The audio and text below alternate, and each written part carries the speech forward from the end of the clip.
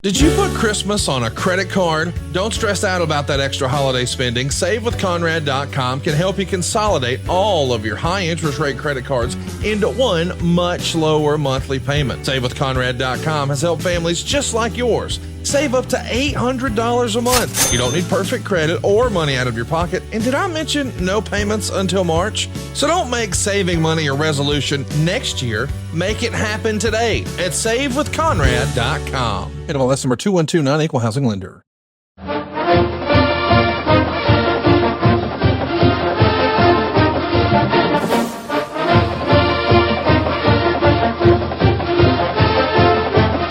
Hey, it's Conrad Thompson, and you're listening to Grillin' JR with the voice of wrestling, Mr. Jim Ross. Jim, how are you, man? I'm good, Conrad. These early morning sessions, I feel like I'm doing morning drive again. Yes, sir. If I look like I just got out of bed, ladies and gents, you're right. You win the prize. I just got up about 20 minutes ago. Never hit the snooze bar when you need to get up. That makes no sense. But I did it, and here I am. Thank you for being with us, everybody. Absolutely. Thanks for being with us for a fun show. We've been revisiting 1997, and we will continue that journey with the very last pay-per-view from 1997 on the WWF side of things. In Your House, D-Generation X. But before we talk about that pay-per-view, I feel like we should talk about the Ring of Honor pay-per-view. We've got some new champions. As I understand it, Claudio Castagnoli is the new world champion. Right. And the match everybody's really talking about, at least in my opinion, is that unbelievable dog collar match for the tag team titles. It feels like FTR have just ran the tag team division everywhere they went, holding the New Japan titles, the AAA titles, and the Ring of Honor titles until this past Saturday afternoon. It was an afternoon special, and my goodness, they stole the show again. This is the third straight pay-per-view from Ring of Honor, as best I can tell, that the Briscoes and FTR have stole the show. It somehow keeps getting better. I didn't think they could top it, but it seems like they did it again, Jim. Yeah, they had a great match. I thoroughly enjoyed it. You know, I forgot that this pay-per-view was on the air until it started about 20 minutes ago, shall we say. And good old Jeff Jones, I hear, is moving to Jacksonville. Why in the hell, I don't know, but nonetheless, it is what it is. He sent me a link, God bless him, and I watched the rest of the show. I think I picked it up in the match with involving Athena. Oh, yeah. So that's where I jumped in and made my hot tag and messed up my hair and poured water on my head, squeezed my tattoos, got all jacked. So it was good. It was good. So that's where I started. But without a doubt, the match of the night, or the afternoon, as it were, was the dog collar tag match, and it was just absolutely unbelievable. I thought the thing that I thought about this morning, and I don't understand why. I had better things to think about, but I got up wondering. I wonder how sore those four guys are, and it was a piece of work. It was a piece of art. It was just crafted amazingly. They gritted their teeth. They did what they had to do. Tons of blood, whether you like that or you don't. That's what was there. Mm-hmm. So I thought these guys just did a terrific job telling the story. You know, I haven't seen that much work for the Briscoes in my run around the track here. So I loved it. I thought those guys just did great. They got to be sore as hell today. Their heads got to be sore. Their bodies got to be sore. And I was surprised, pleasantly so. Not that I'm not an FTR fan, because I am a huge FTR fan. I think they're just as good as tag team as in the pro wrestling business right now. But I hadn't seen the Briscoes that much, and I loved everything they did. To me, was new, and I loved that. They had great creativity, just some great stuff, man. So all good, all good. I really, really enjoyed it. I tip my hat if I had one on. That it was just an amazing piece of work, and I'm proud of those guys. Those are the matches, and not just because of the blood, folks. Those are the kind of matches that you look at in amazement and admire the handiwork of four really professional guys. Yes. So it was great. It was great. Their effort, their heart, their soul was put in that match. It was very, very important to those guys to score the match of the night, and they did that. Quite frankly, there's other matches that were good, Yes. but you always worry about following something like that. It's just almost impossible to do. But I really loved it. That's not the match of the week, albeit it may be the match of the year. Hell, I don't know. It was really great though. So my hat's off. I think it was about 2,500, 3,000 people there, as I heard it, and it made me fun. It made it fun to be a wrestling fan again because it had so many elements of the territory days and those big blow off matches and the juice and all that stuff. So I'm really glad I remember that it was on, and because I was watching the Army Navy game, Right. which ended up being a pretty good ball game if you like defense and low scoring and passion, and I like all those things. So it was good, Conrad. You said you watched the dog collar match, right? I did. I didn't get a chance to see the entire pay-per-view, but I went out of my way to see that one. And I think the Briscoes and FTR are probably my two favorite tag teams and have been for quite a while. And for a long time, several years ago, if you asked me, hey, what's your favorite tag team match? I might have said the Young Pistols and the Midnight Express from Great American Bash 1990. But I think now I can pretty much say any match that the Briscoes and FTR have had this year, and maybe that dog collar match. I mean, it was something worth going out of your way to see. And I know that the Ring of Honor pay-per-view got a little bit of criticism excuse me, I'm sorry. I'm just curious. What is there to criticize? What were they criticizing? I'm curious. Well, I think before that match was put into the order, a lot of fans were chirping online saying, "Is this really a $40 pay-per-view?" Well, let me tell you this: that match was a $40 match. That's what I was getting to. Go out of your way to see it. If you had any hesitation of, I don't know if I want to see that. It's an afternoon show and it's $40, and they don't really whatever it is. Go out of your way to see it. To me, everything else, I'm sure everything else was great, but I wanted to see that. I saw it. It felt like I got my money's worth. So, I'm with you. Unbelievable match. Got to be a match of the year candidate. Maybe the greatest. And everybody wants to say everything's the greatest, but there has been a standard in dog collar matches for a long time. That was Roddy Piper and Greg the Hammer Valentine back at Starrcade. In my mind, as far as a tag team dog collar match, that has to be right at the top of the list. My goodness, what a performance by both teams. Can't wait to see what's next for both teams. And I think Dax Harwood's probably had one of the best years any wrestler could have had. I mean, you take a look at all the different matches and all the different stipulations and singles matches and tag team situations.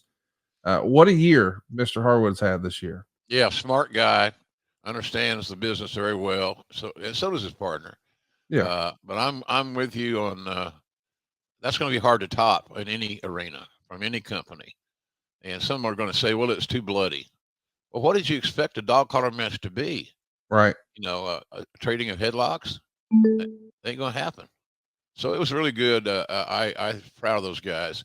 And I wish I knew the Briscoes better on a personal level. I don't. I'd like to. I don't know what their plans are for the future other than taking care of their chickens in Delaware. There ain't nothing wrong with that. No. So it was good. It was really good. I am proud of those guys. Their effort was exemplary, and they showed other talents what can happen if you put your heart and soul in your match and really invest unselfishly, because they all sold. They all had their moments, Mm-hmm. and I just loved it. I thought it was just it brought me back to the older days of things, of those blow-off scenarios. And ironically, even though the Briscoes won the match and won the titles, I don't see this story being over at this point in time. I think there's more stuff on the back burner, because I could watch these two teams work and wrestle every day, but their bodies would not hold up to every day. They're going to be sore for days after what we saw. So it was really good. Proud of those guys. Happy to be in the business. Those matches make you happy that you're in the wrestling business. It wasn't a spot fest. It wasn't a flip flop and fly situation. They told a great story. They punished each other. They sold amazingly well. They were very, key word here, kids, they were very unselfish. Mm-hmm. Everybody got something in. everybody got some material in that was really cool. So I'm a big fan of all four of those guys, especially after Saturday afternoon. So they made me tune out the Army Navy overtime game to watch it. So and I'm a football freak, so the Army Navy was big to me, big when I was a kid. So anyway, it was really a fun watch. I would, as Conrad said, and we say this all the time, or maybe not as enough. Maybe we don't say it enough. Go out of your way and Yes. find that match and watch it all without somebody talking to you. Just sit in front of your TV or your computer and watch the damn match. You're going to be very happy that you did and took our advice on that one.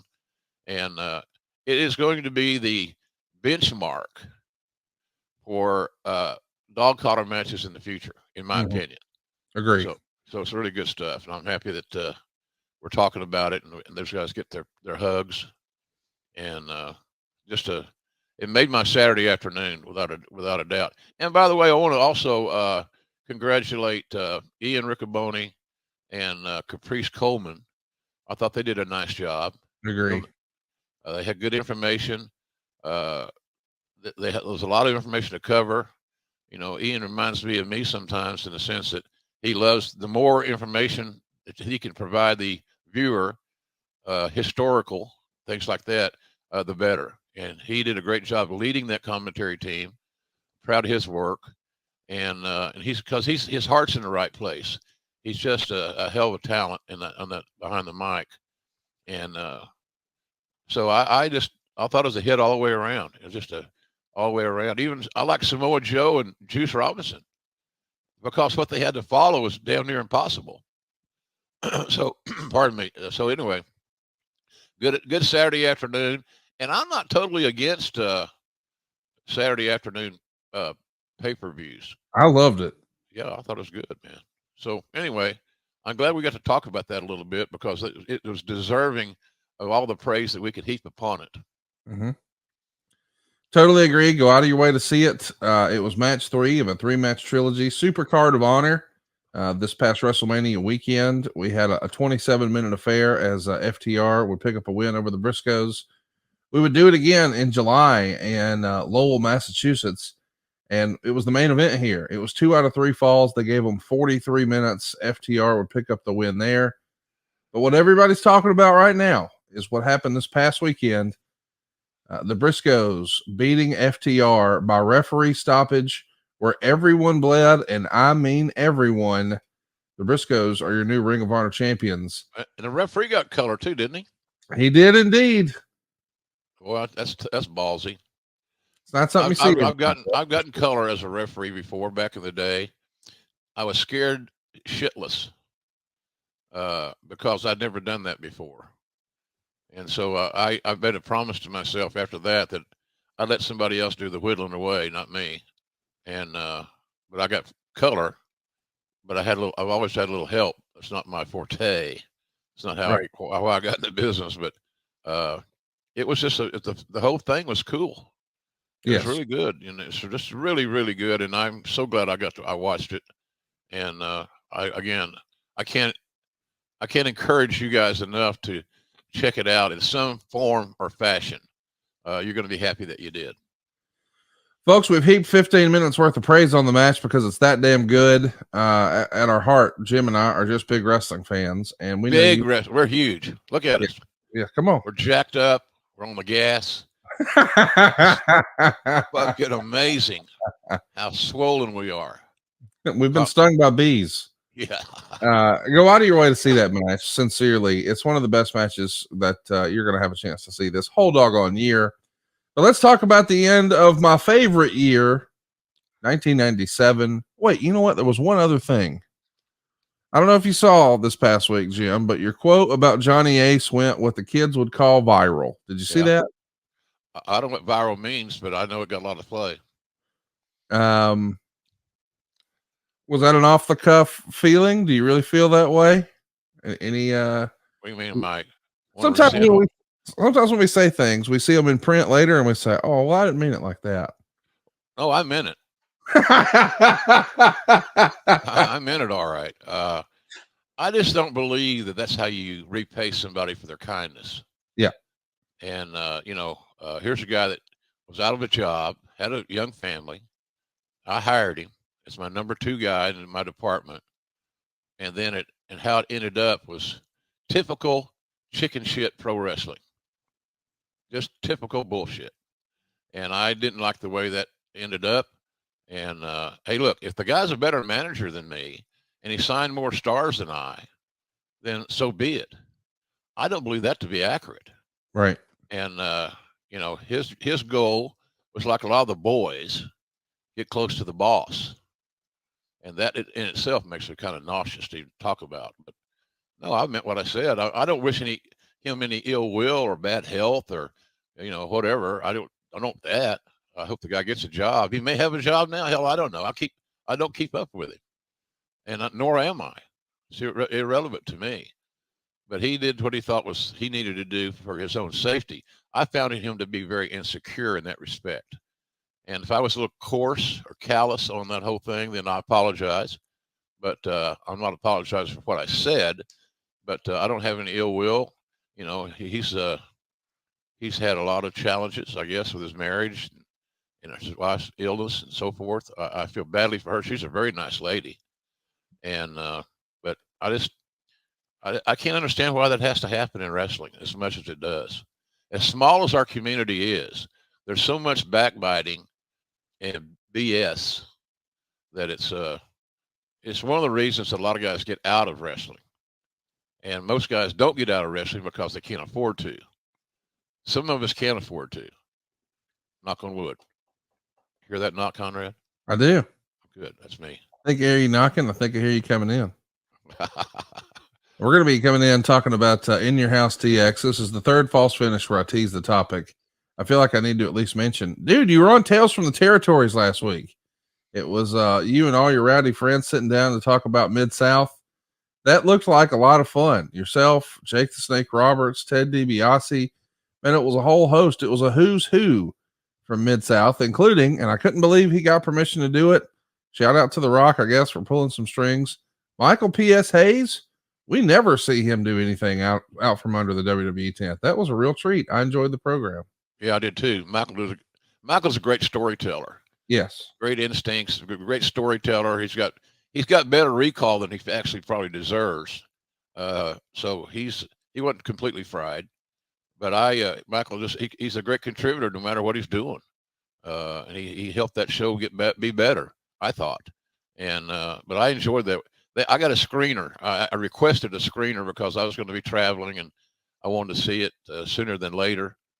And those guys, Rock's group, and all those dudes from Canada and all that, the Vice guys, they just did a terrific job, and I enjoyed the editing. That's the thing about these shows, Conrad, that I noticed, without being disrespectful, but the editing and the storytelling of these episodes is so much better than they were. And I'm not complaining. I watched all of it anyway, and would watch all of it anyway.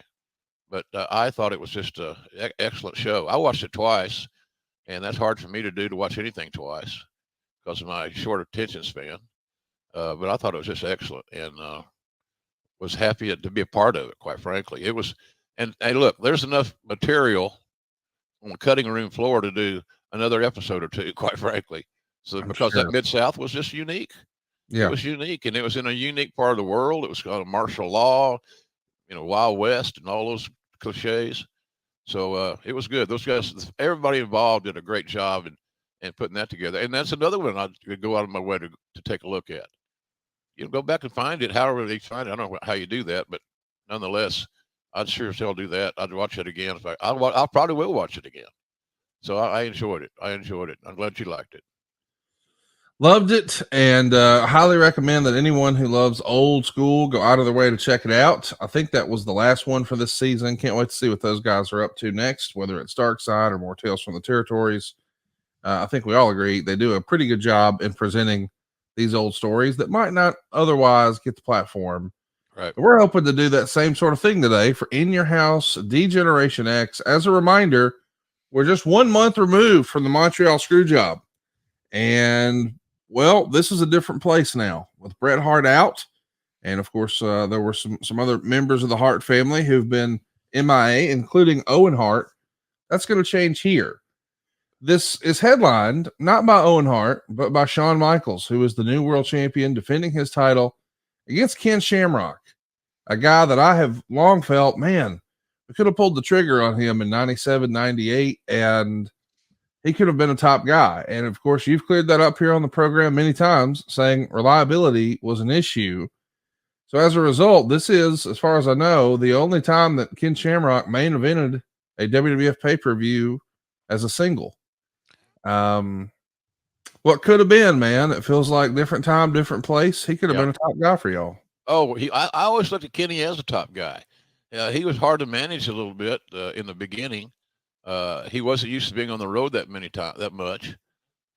So he was a great character to build around. I have a lot of respect for Kenny, and tough guys. We know, God Almighty, he had no problem navigating the locker room because nobody gave him any shit. But he was very underrated in my opinion, in the pro wrestling world. So, but I think we may have missed an opportunity with him, no doubt. I'm with you. If Ken Shamrock had become the champion, let's say, I'd had no problem with that. Believable, his promos were believable because he didn't memorize his lines. So it was some good stuff. So I'm a Ken Shamrock fan. Was then, still am. Well, I know what else you're a fan of. Clean balls. Oh man, am I? I thought about that this morning too.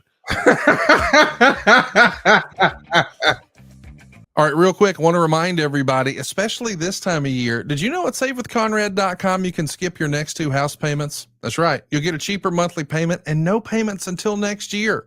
How about a little Christmas vacation from house payments? That's right. No payments in November or December at SaveWithConrad.com. Let's talk about what's going on with the company here in 1997. Let's just pick it up with the day after the Montreal Screwjob, because the beat goes on. After that pay-per-view, the Survivor Series 1997, now it's time to go do TV for Monday Night Raw. And I imagine from the time the final bell airs at Survivor Series until we open the show for Monday Night Raw, that's got to be one of the roughest 20-hour periods of your career. Probably. Yeah, I'd say so. I'd safely say so. I don't think I slept that night. On the phone, talking to guys. I remember Mick Foley stands out as someone that needed to share his feelings with. And I think Mick went home for a day. He did. And that's a pretty good excursion because he didn't live in Canada. And that's where we were. So Mick flew home for a day. I never really understood that. He was traumatized. Pardon me, I guess. And Mick's a very sensitive guy. The kind of guy you want in your locker room. Good human being. Still a good human being, by the way. But yeah, it was tough. And because here's the thing about sleeping. I had no idea what to expect when we got to work the next day. Because everybody's not going to call me. But everybody talked to me when we got to television. What are you going to do? It was just, here's the deal. It was like, what are you going to do about it, JR? Well, I can't do anything about it. I can't resurrect this issue. I can't make the Bret Hart fans happy, not after what happened. So it was really a tumultuous time, unsettling. It just was just the worst of worst to see what happened. And I was a big Bret Hart fan, and I still am, and I was then. Even though I didn't talk to him for seemingly years, it seemed like, but I'm glad it was over. I'm glad we got past it to some degree, even though we're still talking about it 25 years later, wherever the hell it is.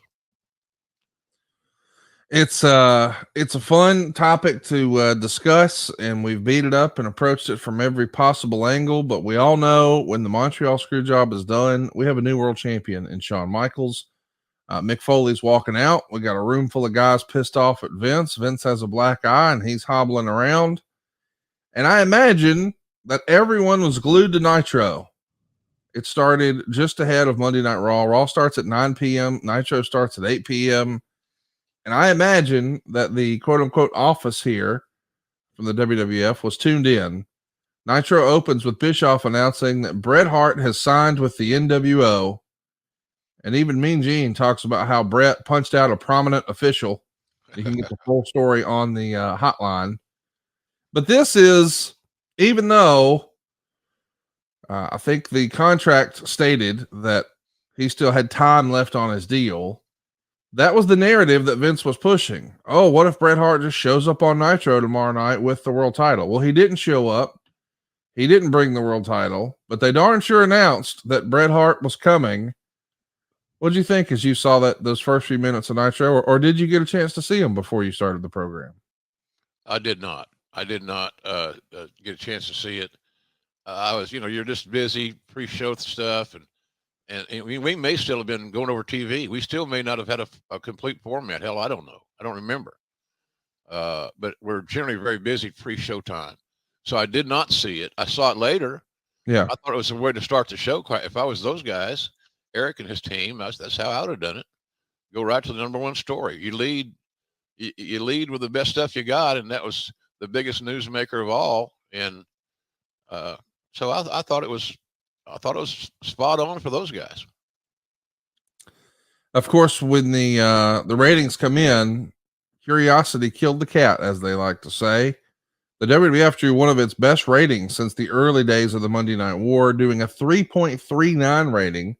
Still not enough to beat Nitro, which does a phenomenal 4.3 rating. But the show opens with Shawn Michaels. And yes, he's carrying the world title. And he says that he beat the man in his own country with his own hold and ran him out of the WWF to those old dinosaurs down south. And he couldn't resist saying how after the show, Bret was so upset that he lost. He beat up a 52-year-old man. We're having some fun creatively here, but with the content of this sort of thing, are you nervous from a talent relations standpoint that this creative might actually make the way the guys really feel worse? Or is that not even a consideration? Oh, I don't know how big consideration would be, Conrad, to be honest with you. Because things pass and guys get over it. But you're always concerned about how your talents are going to be responding to any traumatic situation. And that was certainly traumatic. And Bret had his followers that were still in the WWE locker room. So, it was just awkward. Very awkward might be the best way of putting it. Was it a tragedy? I don't think it was a tragedy because Bret signed a hell of a contract and was going to make a lot of money, and I was all for that for him. But it was one of those days where you hope that you don't have to live through another scenario involving everything that was based and rooted in Montreal. We're still riding that horse, it seems like, as we move forward. I can't help but wonder what was discussed and what wasn't discussed before you did Monday Night Raw, because we never say screw job. We never acknowledge what really happened, but we do run a commercial for the Tuesday replay. In this era, they would run the pay-per-views as a first run on Sunday. We'd have Monday Night Raw, and we would say, hey, don't forget to catch the replay tomorrow night on pay-per-view. Right. And when we do that, we see footage of Bret Hart spitting on Vince and Bret throwing monitors down and destroying the ringside monitors for the commentary tables. That didn't make the pay-per-view, but we're certainly showing the aftermath here. And we would get Jerry Lawler sort of casually mentioning the $3 million contract. And that would get some "you sold out" chants going from some of these WWF diehard fans. And Meltzer even said that you had never used this phrase before, but multiple times at the pay-per-view on Sunday and Monday Night Raw, you started to refer to Bret as a 21-year veteran, which Meltzer would freestyle was perhaps a subtle acknowledgement of how old Bret Hart was. Oh, God. But he points out that you had never said it before. And when I read that, I thought, I don't think there's any way that JR did that to sort of diminish Bret Hart. Yeah, there you go. That's Dave looking for a story, and that's what he does for a living. So yeah it was.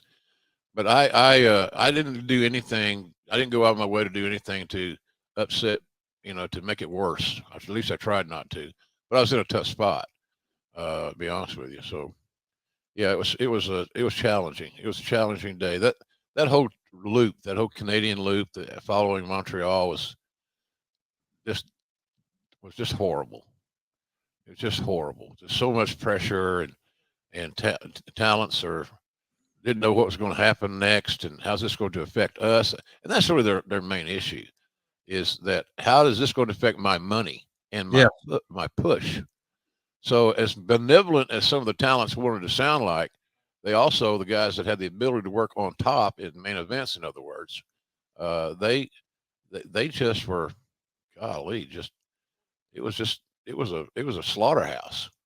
And this, and I believe that, without sounding like a turd, that the talents were more concerned about themselves than they were about Brett's welfare. That's just the way I looked at it. It leaves a gaping hole on Monday Night Raw without the Hart Foundation. They had been such a big part of this program, and now without them and without Mick Foley, it gives an opportunity to show the new heel Marc Mero, the new heel Goldust, Kurgan the Interrogator, and I guess we're going to highlight really for the first time the new Age Outlaws, and they're going to start to become a more prominent piece here, because just like in traditional sports, if somebody goes down with an injury, well, it creates an opportunity for some other folks. So every time, Conrad, it created opportunities for a lot of guys. Some deserving, some were ready, some were not. But this is the hand that, and remember who's dealing the cards here. Mr. McMahon's dealing the cards, and more could be said about that, but that's really the bottom line. Vince is reshuffling the deck, and I've always believed in reshuffling the deck. I said this many times. Wrestling fans, pardon me, love new, and they love surprises. And this is all sure, pardon me, new. Sorry. All good, man. Hey, it's awful early in the morning. I want to wring your neck about this Jeff Jarrett interview, because you're going to do a sit-down interview with him. This had become popular in 1997. We saw you do them with Foley. We saw you do them with Goldust. Now you're doing one here with Jeff Jarrett, who had just jumped ship in October, and now he's a part of the WWF. But that first interview he did with his jacket in the center of the ring there was the promo that really got Austin a little upset, where he talked about 316 and how it was blasphemous. And he's even going to discuss some of that here in the interview with you, where he's talking about why he left WCW, why he made the jump. Were you aware that Austin was upset? Was that apparent right away? Was that something he would have discussed with you? I can tell you that I probably knew Steve better than anybody in the company, and I still believe that to be true. I understood Steve's mindset better than most, because he shared his thoughts with me off the record more often than not. But I knew that for whatever reason, I think it may have just emanated in how Austin was booked in Memphis back in the day. I don't know. I suspect that had a play in it, but it was just I think there's latent things going on. I think there are things that are still going on in Steve's mind, replaying what happened back in the day when he was relegated to eating potatoes and making, a couple of $100 a week. But so I think it goes back longer than the Montreal, and back longer than the promo that was done, at least in my opinion. So but nonetheless, it was uncomfortable. And Austin had no problem expressing himself. He had all the power. He was a top guy. And I don't know if Jeff knew exactly what he was doing, how that worked out, but nonetheless, he flew with it. You got to give him credit for that, because he was taking a chance, and that chance did not pay off for Jeff. Jeff didn't get that big run with Austin, if you noticed. Ever. No, he did not. Ever. So anyway, it was another notch in the gun, another stone was thrown, and Austin at that time was not the guy you wanted to trifle with, because he's not going to. Vince is not going to allow Austin's mindset to affect him. He just wasn't going to. It wasn't going to have any effect, and it really didn't, other than piss Steve off. Maybe some of the stuff that was happening backstage and the dialogue backstage was even more scintillating than not. But in any event, it was there. I'd forgotten about that promo. This sounds bad for Jeff, but I forgot one of his biggest promos ever, but he was he had the nuts to do it. Slap nuts. We know that the interview, the sit down you did with Jeff, was supposed to air a week prior. It was cut for time. It happens here. And about 2 minutes in, he's talking about how he should be the champion. And of course, we know he is going to become world champion when he leaves this promotion and jumps ship to WCW. And boy, I hate to talk about talent this way, but I do know that occasionally you guys, if you're running a roster and you're trying to make a program and tell stories, you've probably got to have a list of heels on one side of the paper and a list of baby faces on the other. And sometimes there is a pecking order. This is our top guy. He's our John Cena. He's our Stone Cold or what have you. And I've always imagined that sometimes maybe when Vince sees you at a certain level, that's kind of where you're at. I guess what I wanted to ask here is, do you think Vince McMahon ever saw Jeff Jarrett as a world champion level talent with the promotion or no? I don't think so. I think Jeff was I use baseball analogy sometimes. Jeff was, without sounding disrespectful to Jeff, he was a good middle infielder. He was a good middle of the order hitter, but he was not in Vince's eyes, in my opinion. That's all. Vince didn't tell me this, but the way Vince treated him and how Vince reacted to Austin's discomfort told me that there's nothing in the world Vince is going to do to, upset Austin any more than he already was pissed off. It didn't take a lot to piss off Austin. He had a way of doing things. He had something he believed worked, and he wasn't going to let Jeff Jarrett or anybody else, for that matter, stand between him and his career and his greatness. I got to point out that, most of the time, or not most of the time, but a lot of the time, guys would win the Intercontinental title on the way to winning the world title, whether it was Bret Hart or it was Stone Cold or it was Shawn Michaels. Jeff was the Intercontinental champion over and over and over, never quite got to the world title, though, in the WWF. That would happen for him over in WCW. And we do see, and this is the first time we're really positioning The Rock, and then he's really just Rocky Maivia still, against Steve Austin, the new Intercontinental champion. No one really knew at the time that this is going to be a feud that people are going to talk about for decades, but the first time they're in the ring with each other, and again, Rock is younger to the biz than Stone Cold is, but this is still 1997. Stone Cold's not yet the world champ. Could you tell right away there's chemistry? Oh, yeah. Rock and Steve had great respect for each other. And Steve, being a, kind of a Booker type personality, knew the matches that he could have with Rock could be absolutely amazing. And they were. And what determines an amazing match? The money you draw, the money you generate, the new money, the cash. And because, quite frankly, that's all Austin cared about was cash. And if you're smart in pro wrestling, that will always be your goal.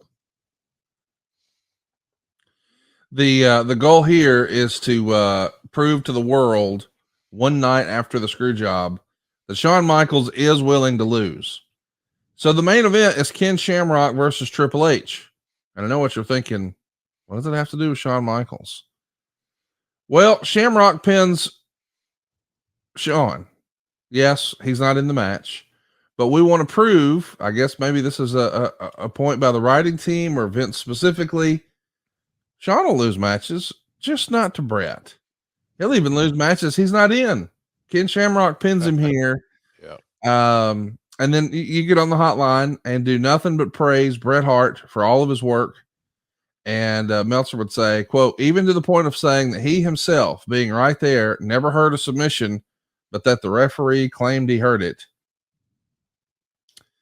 You're in a weird spot here where you're trying to please the chairman, not piss off the talent, be respectful of Bret, and tell a story to the audience. It's a lot of spinning plates you're keeping in the air here, Jim. That's a good way of looking at it. Spinning plates.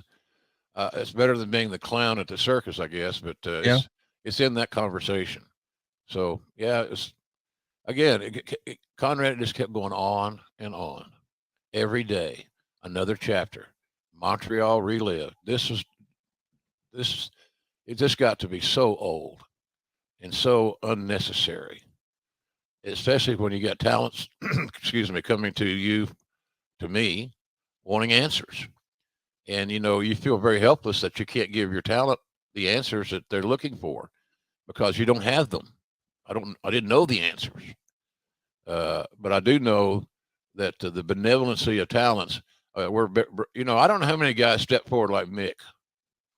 Not many. They're more concerned about their spot and their money and where they are going in their career. And it's not changed. It's not going to change. The guys are more concerned, and maybe that's the right agenda. Hell, I don't know, but that's kind of where I see this whole matter.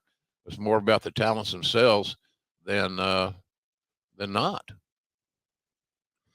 Let's point out something that I don't think a lot of people have heard before. Bret Hart picks up the phone and calls Dave Meltzer and says, "Hear what was supposed to happen." Quote, after Survivor Series, the next night on Raw, Jim Ross would interview Hart and point blank ask him the question about leaving, using the Canadian newspaper clippings on the screen, and Hart would reluctantly, or maybe not reluctantly, admit that he was going to WCW. Hart would then say he was going to remain in the WWF until the end of the month and work his final shows in the various arenas, and his very last match would be the December 7th pay-per-view show in Springfield.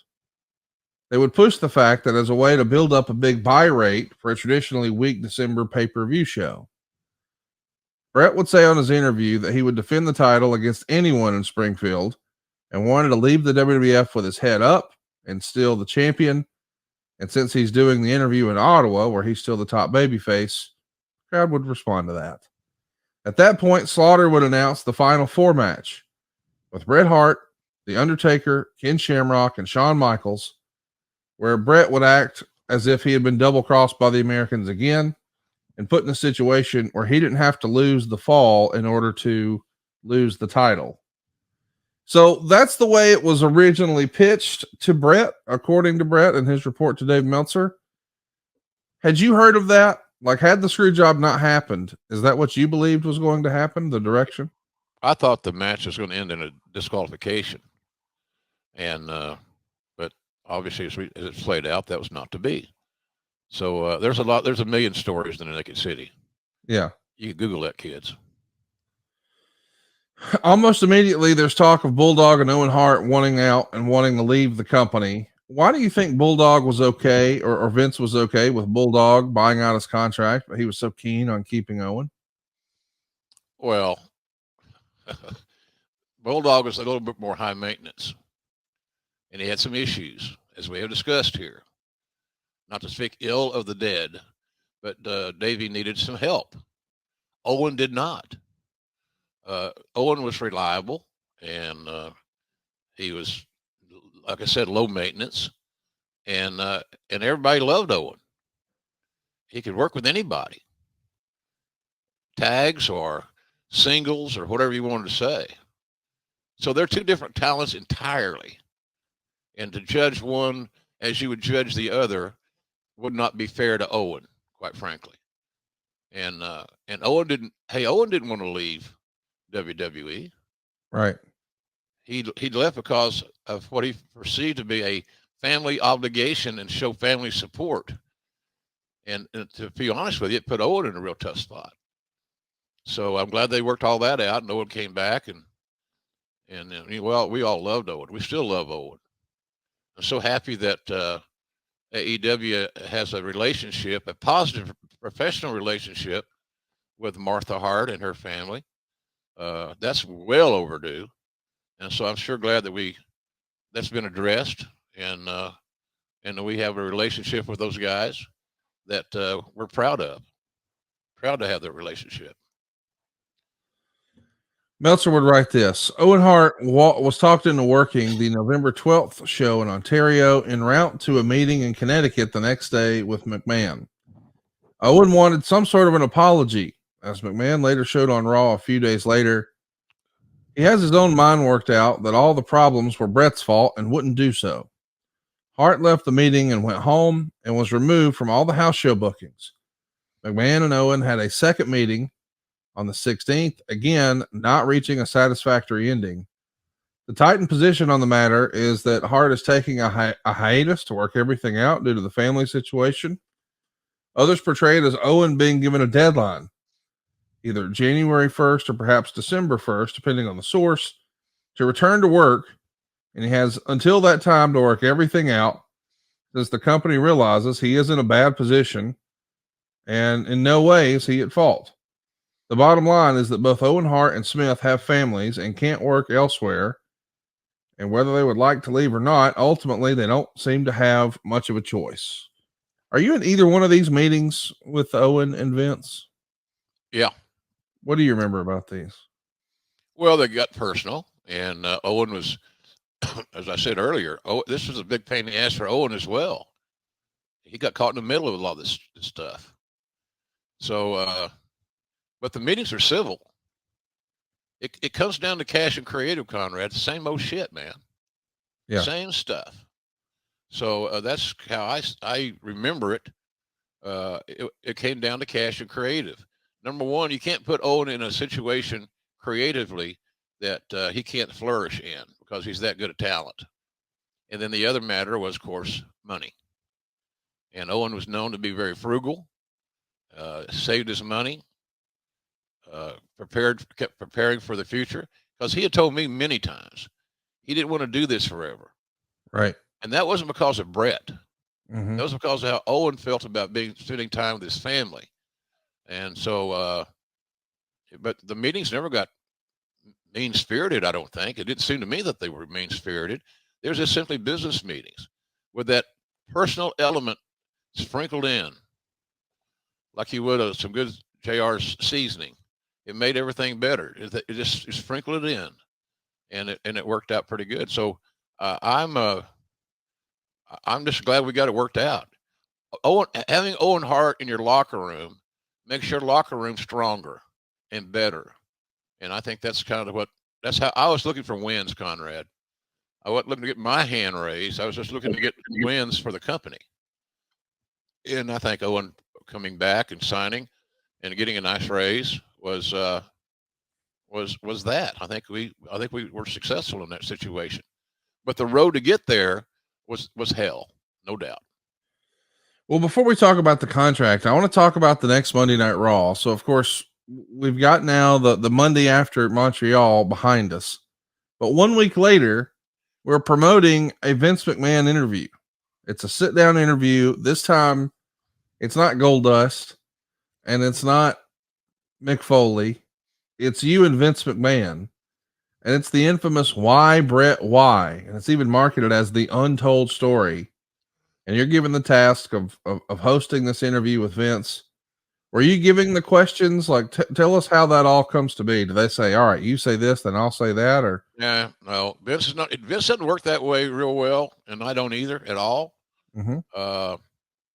But there was a list of questions that I was provided to put into the context of this interview, and I don't know, man. It's just those are hard to remember.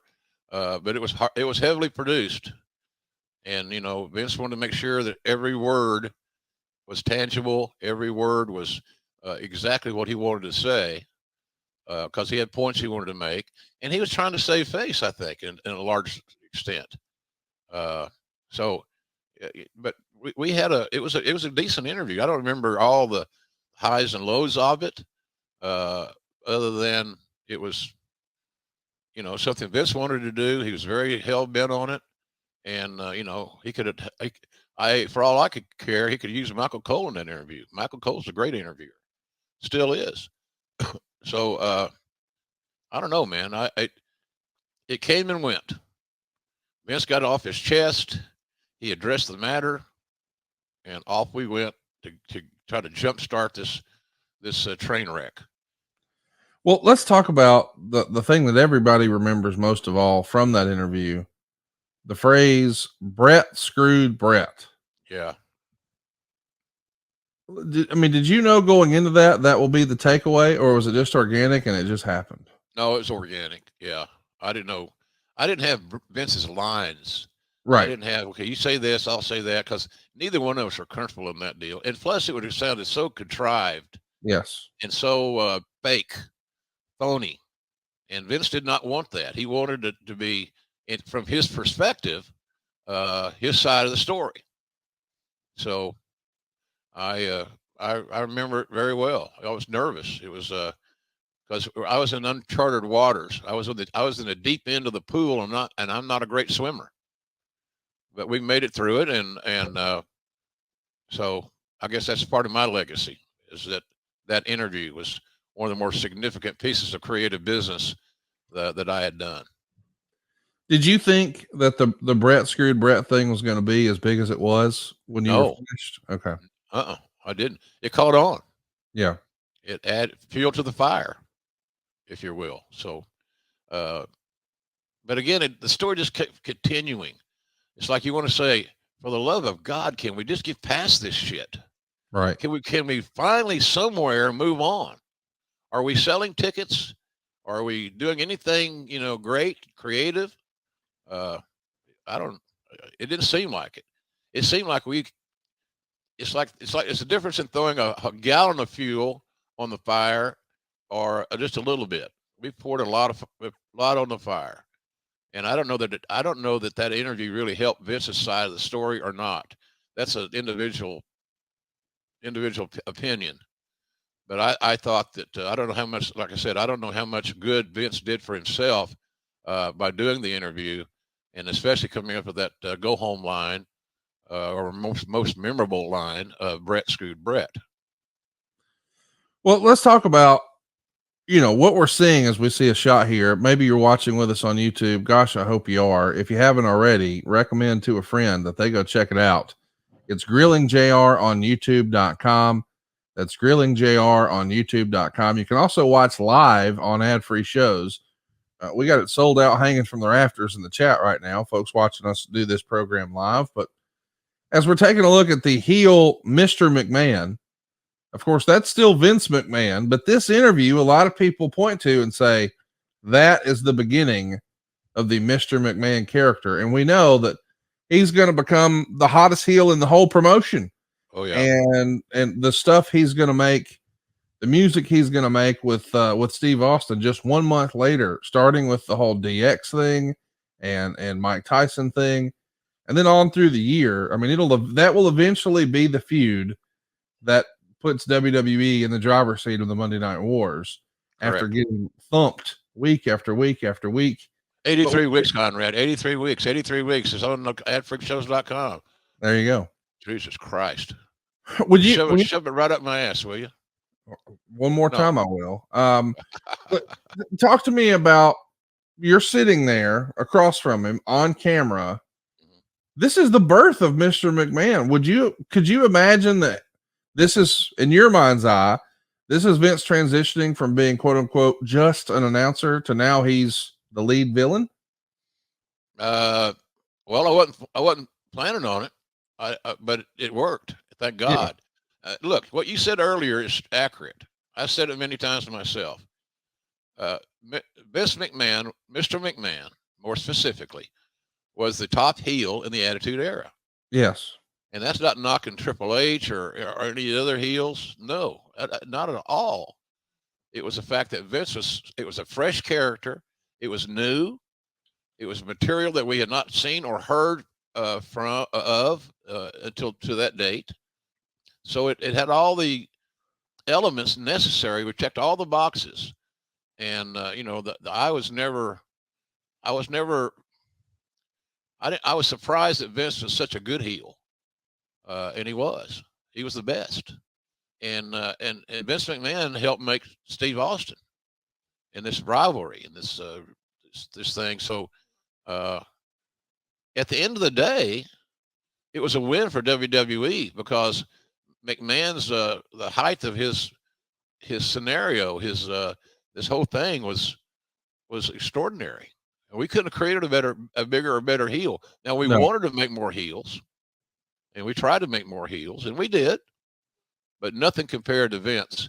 And I also will say that, without leaving out Stephanie, she contributed to that persona very well. I mean, she is, if Vince was the number one heel, as time went on, Stephanie and Triple H were maybe that 1A and 1B type thing. But it was a family deal.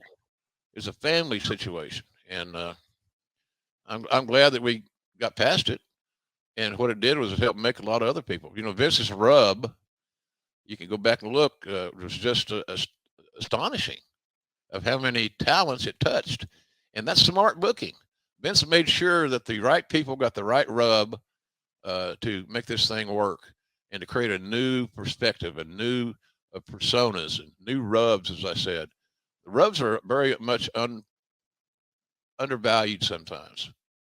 And Vince shared his rub very, very prominently with the wannabe heel superstars. It's amazing to me that I don't even know this was on purpose. Like when I take a look at that interview back, I feel like it's Vince trying to convince us, the audience, that, hey, I'm not the bad guy in this scenario. Look at my black eye. Brett was very selfish. It feels as if Vince is trying to position himself as the babyface. It was. And I don't even think he realized at the moment, I'm becoming a heel with this promo. It feels like a happy accident. This Mr. McMahon character blowing up. It doesn't feel like part of a grandiose plan. Might not have been, but we didn't know how good it was going to be. Right. We didn't realize that Vince is going to become a major superstar on the heel side of the roster. I remember my booking sheets. I had one sheet, and it would have on one side the baby faces, the other side the heels to use as in a booking scenario, and then a miscellaneous column with Vince prominently on that list. So he went from being the just simply the chairman of the board to a new persona. It was a new character for me to play with, and we did it without Vince going to house shows to any degree whatsoever. Right. So it was a lot of surprises, and some of them were good surprises. Like I said, when you can create and be involved in creating the top heel that you've ever had, it's hard to top that, man. Hey, just in time for the holidays, what if you didn't have to worry about any of that credit card debt? If you're feeling stuck making the minimum payments and you don't want to have to put Christmas on a credit card, we can help at savewithconrad.com. We routinely help our listeners save hundreds of dollars a month. Find out how much money you can save right now for free at savewithconrad.com. An hour before Raw goes on air on USA Network the next week, Rick Rude shows up on Nitro. He walks to the ring with the NWO. He shaved his beard. Now he's just got a mustache. This is of note because Raw is a taped show, and he's going to appear on that program with a beard on the same day.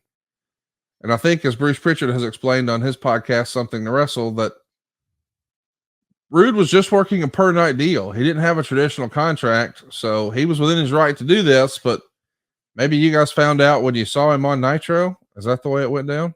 Yeah, that was for me, for sure. I can't speak for everybody, but it was for me. Yeah, I knew his deal was like a day laborer. He was per event type thing. But it's hard to believe that we made such a big deal out of this for a guy that can't take bumps. Right. And so I was wondering, what did we lose? Nothing. Rick was at one time one of the biggest stars in wrestling, but he had that bad back and he couldn't take bumps to any degree. So, but that's the first time I heard about it. It was like, my God, did you see what just happened? And, but it was just another, here we go again. This the never ending story of turmoil and intrigue and all that stuff. So I was just, God almighty, I just praying for the day that we could get past this shit. Before the show airs, we have a dark match on the Raw side of things. Adam Copeland is going to defeat Christian Cage. I think it worked out for those fellows. What do you think? Yeah, they did all right. we got to get Christian healthy, get him back in the roster, the lineup there at AEW. But these guys are just phenomenal. And, you knew they were going to be great. Seemed like Edge may have had the notch up advantage in that debate, those two gentlemen. But they're both viable pieces to any wrestling puzzle you wanted to deal with. So they were keepers. They were keepers from the get-go. We also want to remind everybody that this is the Raw where Austin would challenge Rock and the entire nation would attack the Rock, and they're able to steal the title from Austin. At this point, of course, we know we've got to get the Intercontinental title off of Steve after the whole broken neck deal. Rock gets the nod here, and man, magic is coming. It's en route. Yeah.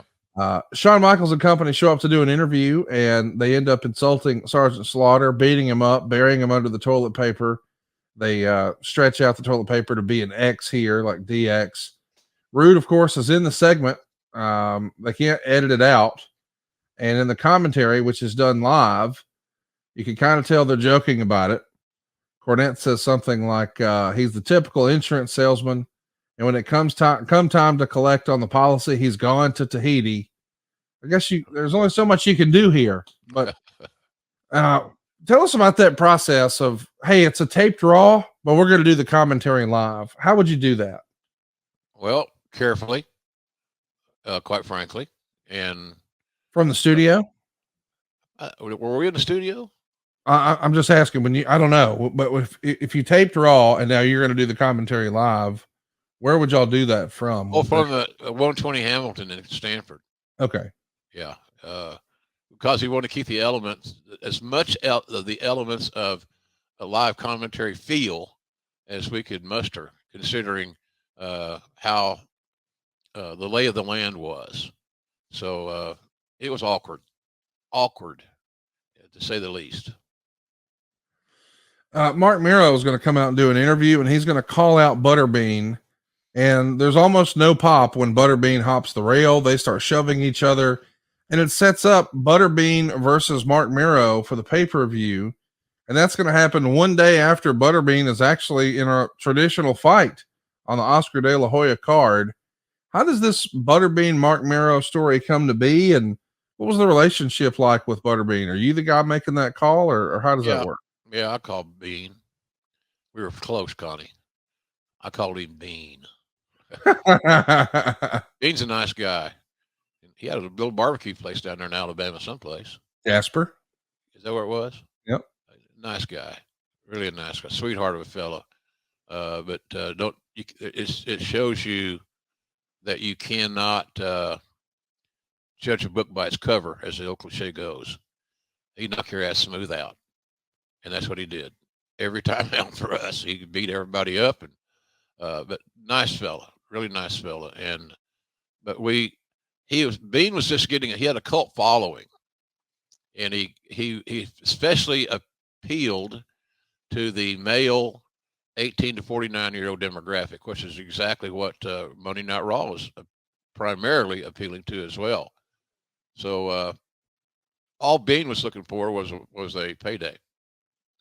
But he was building a reputation and a following.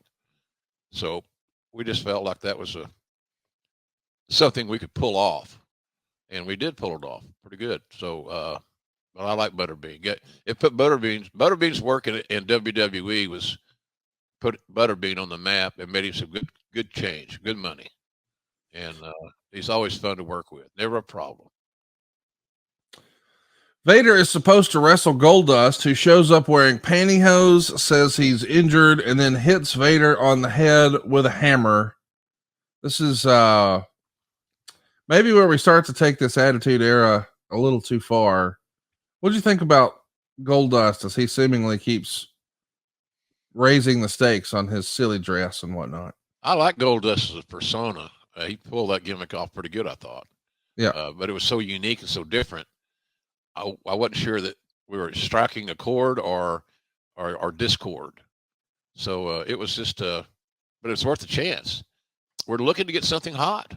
Yes. And I want to tell you, I always thought that Dustin, who's got a real cool wrestling school, we were talking about that the other day at TV.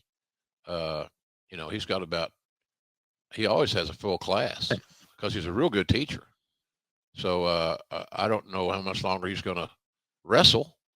He says not long, and probably a good idea. His body's beat up and all those things. So, but I enjoyed that character. I liked the Goldust character, and what I really liked about it, Conrad, was that Dustin took ownership of that. He added a lot to the creative of that scenario and that character. So I'm still a big fan of his work, and I loved his dad and all that good stuff. And but the Goldust character was a winner, in my view. Sometimes we are prone to take a drastic approach in hopes of getting something over, and I found it to be a situation where the homophobia, it's a Gorgeous George type scenario. Gorgeous George got over because Gorgeous George was playing the role of a gay person, or at least that's what we thought. And so it was interesting. I like Goldust. I like the character, the persona of it. But he was just, sometimes you let talents sometimes just go a little crazy, and they get out there, but they're told to get out there. Help us create this character that you're portraying. And I thought that Dustin did a hell of a job of adding to that, because again, we're in new territory here as far as this character is concerned. And it did remind me of Gorgeous George. It did remind me of exotic Adrian Street. Just the homophobia of that whole scenario was pretty damn amazing. It was, and I don't.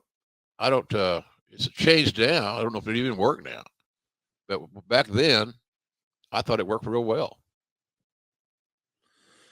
No doubt, it's an interesting time in the company. It feels like a company in transition, and we're trying new things with Butterbean and some of the crazy over the top presentations that the artist formerly known as Goldust is going to share with us. But we still sprinkle in a little nostalgia here, where we see Sergeant Slaughter doing an interview saying he's going to wrestle on the pay-per-view and he's going to take on Triple H. Of course, back then, Hunter Hearst Helmsley. I don't think a lot of fans would have called this a return to the ring, even as a one-off for Sergeant Slaughter. What did you think of that creative? And was this something that Sarge was looking forward to? Well, I think Sarge, like any former major star, was looking to get that one more big payday and see what's left in the tank. And I admire that, because it's scary. People are expecting the old Sarge, and he's a lot older than he was the last time you saw him, so to speak. So, but Sarge deserved that opportunity, I thought. There's no better person for pro wrestling than Bob Slaughter, Bob Remus. And, we became very close. We shared a room on the road off and on in Mid-South. And I always had great respect for Bob, and I still do. And I helped save his life one time. Did you know that story? No. Yeah. We were in Stanford at the hotel we used there, and we had a nice talk and shooting a breeze. And he leaves and walks away, and he gets to the elevator and passes out. So I ran over there and got him flat and talked him through his seizure. I guess it was a seizure, but he had just a spell, as my granny would say, and he lost consciousness. And I wasn't so sure he was going to make it. I didn't know if he had a heart attack or what, but we called an ambulance, and we got the EMTs there quick, because we were downtown Stanford, didn't have far to travel. And so we had to kind of nurture him back to life. And I'm glad I got to help a little bit on that matter, because I was the closest to Bob, physically. I saw what happened, and I was the first one on the scene, and I got him out of the elevator. He was kind of laying across the elevator where the door wouldn't shut. So I did the mistake. I pulled him out, and then we had somebody call 911, and so the EMTs are there quickly, and Sarge kicked out as he did in so many matches. So I always had a great closeness to Bob Slaughter, and the real name Bob Remus. So, but he was a good dude. He's the guy that introduced me to Chinese food. We had a Chinese buffet that we would just destroy about once or twice a week. It's kind of, so I got an education on Chinese food from Sergeant Slaughter, and I still love it today.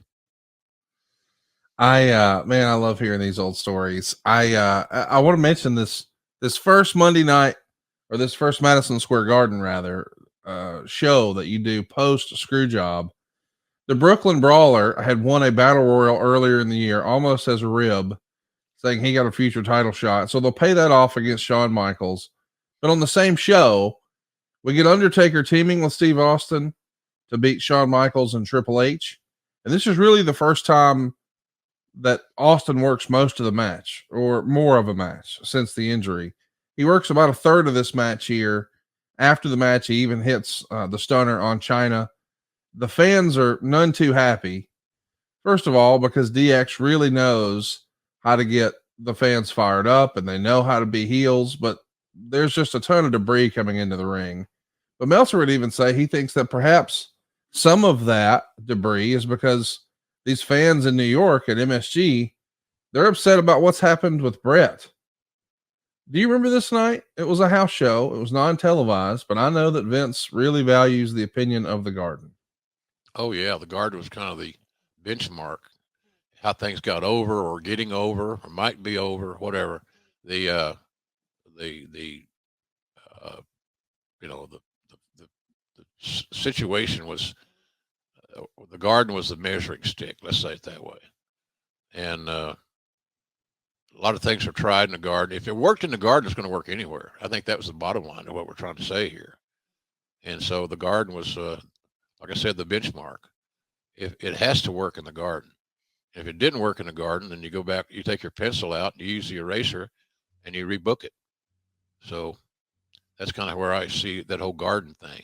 And I'm assuming, even with Vince out of the picture now, that's still a consistent element. Things that happen at a house show in the Garden still carry weight and mean something special. And I don't know if that's just the Garden. It's the world's most famous arena, as we all know. So I like that. I like to have a benchmark. Oklahoma territory. New Orleans was the benchmark, and Cowboy would book around New Orleans, and the big shows would be in New Orleans. So it was every territory had their town that the angles that were being booked had to draw in. It was important. So I'd say that the Garden was that test kitchen. Then you guys do something fairly creative. It's Monday Night Raw, November 24th, Fayetteville, North Carolina. And the entire show of Monday Night Raw here is built around Bret Hart. We're going to tease that the main event is going to be Bret Hart versus Shawn Michaels. We're not just teasing that on the show. We even run ads in the USA Today. And technically, Bret is still under contract to the company. But they opened the show with Shawn Michaels claiming he had a secret conversation with Bret, unbeknownst to everyone else, including McMahon, and used the term, "as God is my witness." He talked about the internet. He's broken in half. No, that's another guy. Yeah, another guy. He's going to say the word internet and underground dirt sheet, and he's going to try to blur the lines a little bit. And then we actually see a white limo being shown several times throughout the remainder of the hour. And you and Jim Cornette are trying to sell that. Well, I guess that's Bret Hart. And of course, we know the rest of the story. Out comes a little person dressed in a leather jacket and sunglasses. They're pretending as if this little person is Bret Hart. Shawn Michaels puts him in a sharpshooter. Hunter's on the microphone. This is yeah. What else? What is there to say about this? Nothing. can we just frigging move on, for God's sakes? You even see Harvey Whippleman there dressed up like Rick Rude. I mean, listen, they're having fun. This is classic Degeneration X, but it is sort of continuing to throw fuel on the fire of, hey, we fucked one of our top guys and we're not even bashful about it. Right. No shame. No shame. No shame whatsoever. Use whatever you got at your fingertips to accentuate your side of the story. Or ratings is what that was about. Ratings. And and the minute by minutes, and had all this stuff play out and all this other crap. So, but at some point in time, in my role, you just kind of you roll with the punches, because that's basically all you got to go on. I wasn't involved in the television writing, thank God. He would ask me things every now and then. What do you think of this, or what do you think of that? And I would give him a truthful answer to the best of my ability. But I didn't know. I wasn't involved in those creative meetings. Thank God. That may have tipped the scale for me. If I was required to come up with storylines all involving this one topic, I don't know that I could have done it, because I was so turned off by all that stuff. It just wasn't fun. It wasn't fun. And I always believed, I still believe to this very day, that pro wrestling should be about fun. So anyway, it was you kept looking for another day at the office type scenario, and it's hard to find that sometimes in that environment at that time. Well, they put a WCW sign on his butt, kick him in the butt, say there's no room for you. Go down there with the rest of the garbage. I mean, listen, we're if we want to make Shawn Michaels a heel, he is, but Meltzer is clearly pretty critical of this, saying the match they need to be hyping is Shawn Michaels versus Ken Shamrock. And how did anything on that television show result in the feeling in your gut that you can't wait to see Shawn Michaels versus Ken Shamrock? No, you waited to see a match the company can't deliver. In this case, the skit was done with the idea of humiliating someone who signed with the opposition. But if anything, it backfired, only making Hart even more of a focal point than when he actually held the title. And that's kind of hard to argue from Dave here. As they say in wrestling, where's the money? Well, where's the money in this? Like, we're supposed to be working towards our next big pay-per-view. Shawn should be ridiculing Ken Shamrock, not Bret Hart, right? Yeah, no doubt. It was back Ashford booking. Yeah. And I don't know that Shawn and all those guys are, once they saw the direction Vince wanted to go, I think that they were comfortable going that direction. But it was just not good, Connie. It was just not good. Good TV. It continued to confuse the audience, in my opinion. And I know for those of us that were on the inside, we were tired of it. And I think the audience, how many times can you do these things? It just didn't make any sense. It didn't make any sense. The audience was confused. They were disillusioned. It was like saying, we want something new and something. What's next? Just tell me what's next. And sometimes you got the answer and sometimes you didn't. Well, let's talk about this. Jim Neidhart apparently is under a similar deal to Rick Rude. He's not under a traditional contract. It's a per shot deal. So I guess he can leave at any time. So just to make sure that we've covered all of our bases, since we know what happened with Rick Rude, we're going to have him try to join DX. We're going to kick his ass, humiliate him, bury him. And then if he shows up next week, that's okay. Poor Jim Neidhart. He's just sort of caught in the middle here, is he not? Yeah. He's no-win situation. God bless him. I like Jimmy. He's a good guy. He's the guy that Cowboy brought in to Mid-South back in Neidhart's rookie year to teach Cowboy's son Micah how to shot put. And because Neidhart was a world-class shot putter, and he was giving personal coaching to Bill's son Micah, and not Eric, but Micah. And so tough scenario to be in. But Bill treated Neidhart good. It wasn't this atmosphere, this era. So, but you knew something was up, something was coming, because Neidhart and Bret were brothers-in-law, right? And they're going to they're going to hang together. And why wouldn't they hang together? Let's also remind everybody, this is the Monday Night Raw where the New Age Outlaws essentially get the torch passed to them by the Legion of Doom. They become the tag champs for the very first time, and then they sprint out of the ring after winning the tag titles and jump into a car where the keys were already in it and speed away, which Meltzer says is another spoof of how Earl Hebner left the Molson Center. Oh man, we just can't help ourselves. When I think sometimes we as quote unquote content creators get criticized for talking about the screw job so often. But man, the WWF, they were not shameless in it. I mean, they would not only beat you over the head with it, they would give you these little hints of things and little callbacks, like the leaving in the speeding car and whatnot. See, I didn't get that. I didn't get that. What you just said. Yeah. Like Earl, the Hebners. Yeah. I didn't connect those dots. Yeah. But hey, it makes for a good story. Goldust comes out in a wheelchair on Monday Night Raw here, and he announces to the audience he's now a quadriplegic, and he has a nurse with him who he calls Nurse Goodbody. Vader comes out, says he didn't believe it. He attacks Goldust and the nurse, who turns out to be Luna Vachon, who threw alcohol in his eyes. It took 2 tries because she missed the first time, injuring his eye, and he's going to wear an eye patch for his match in the main event later in the show. Vader in an eye patch. We're trying all kinds of silly shit here. Is this all from the mind of Vince Russo, or do you think Dustin's a big collaborator in this? Well, I'm sure Dustin cooperated with the collaboration because it meant he got more TV time and had a higher place on the card creatively. But it was weak. It's just simply that. It's just weak. And I thought we just kept digging a hole too far. And did the ratings indicate that we were kicking ass and doing great? I don't think so. No, you're not. You're still losing. Yeah. Yeah.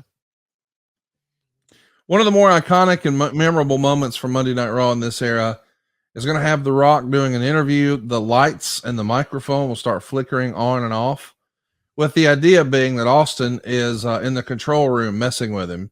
He comes through the crowd, and Austin tells him if his beeper says 316, it's his ass. Rock's beeper goes off as Austin comes in the ring. Rock's eyes get real big. And now here we go. This is also the first time in promo we would hear The Rock refer to himself as The Rock and the People's Champion. Early beginnings of what's going to become not only the top act in the promotion, but in the country and maybe of all time, huh? Yeah, absolutely. I was watching Young Rock last week, and they had one of the episodes focusing on this time period and how important an event in Chicago was for Rock's career, and it was really well done. So I don't know how many people watch Young Rock. I encourage you to, because it's very entertaining and it's fun to watch. They had some fat guy playing me. You see that guy? I did. They could have had me. I'd have done it. Just pay me. No, I'm kidding. I would have done it for Rock for no cost because I love the guy. But they at least wrote what they perceive the image to be. For the love of God, that they got some poor bastard to play JR who didn't have any lines. It's almost like the real thing. But at least I was on camera. When's the last time you saw me on camera on Rampage? Exactly. Forever. So why are we doing TV? We just do radio. So anyway, yeah, I don't know what to say about that deal. We kept trying and trying. It's just do basic pro wrestling. And you had, and we finally got to it. And when we got to it, it was huge. It was huge, meaning Rock and Austin. Finally, the bullshit is past us a little bit. And now we can go about our business of entertaining the real pro wrestling fan. And that's what I think we were a little late to the supper table on that one, but nonetheless, we finally got there. Just so you know, Jim, when they had you on quote unquote your character on Yeah. Young Rock, I took a screenshot and I posted it to Twitter, and I I'm said, sure you did. y'all did my man dirty here. And friend of the show, Brian Gewirtz, quote tweeted it and said, fair point, Conrad, but that's not your man. That's a nice fellow who worked in the building who happened to fit the mold for what was needed that day. We're lucky enough to cast the great Jim Ross on hashtag Young Rock. I promise no one will be done dirty. So He's a good kid. shout out to Brian. Yeah, good old Brian. Brian's got a good book out too. If you haven't read his book, you should, because it's very entertaining. Very entertaining, to say the least. It's great this time of year too. Everybody's looking for a little stocking stuffer. The name of Brian's book is There's Just One Problem. And if you're looking for books to get wrestling fans, may I recommend Grateful by Eric Bischoff, both out just in time for the holiday season. Next up, we would see Jeff Jarrett come out. He's supposed to wrestle Crush, but Jeff keeps calling him Chains. And he's complaining that Vince is not living up to his end of the contract. He's supposed to have a catered meal and bottled water. And he doesn't want to wrestle Chains because he's not at his level. Kane's going to come out and destroy Crush and do a bunch of no-sell spots. Chains was never there. Jarrett just kept calling him the wrong name. And that's actually the end of Brian Adams in the WWF until he comes back as a part of Chronic. As the story goes, I think he wanted to go to WCW too. He wanted to leave out of allegiance to Bret Hart. Is that the way you heard it? Yeah, I was encouraging it. Okay, you were done with that. Yeah. He wanted out. He wasn't moving the needle to any significant degree in WWE. He was there largely as a favor to the Undertaker, in my opinion. Taker's very loyal. One of his great flattering traits, loyalty. He proved that with Vince over the zillion-year career, and so yeah, I was personally in my role, I was ready to see him get a fresh start someplace else. Goldust and Vader are building towards a match at the pay-per-view, but Dustin needs surgery, and Kane and Ahmed Johnson also supposed to take place, but Ahmed gets in a car crash and now isn't cleared. So we got lots of problems, but maybe the biggest problem is Austin's neck. Without a doubt. Right. Steve Austin has gotten back reports from 2 neck specialists last week. Dr. Joseph Torg viewed a tape of his match from MSG and how he protected himself working his new style. And said as long as he doesn't take any bumps on his neck, he should be okay to wrestle with no significant risk of paralysis. Those are some keywords in there.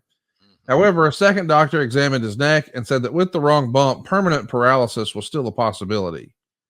And the second doctor's opinion kind of freaked Austin out, although he wrestled all week, usually being in the ring about 90 seconds total. Are you in constant communication, checking in with him on a pretty regular basis to see how he's feeling?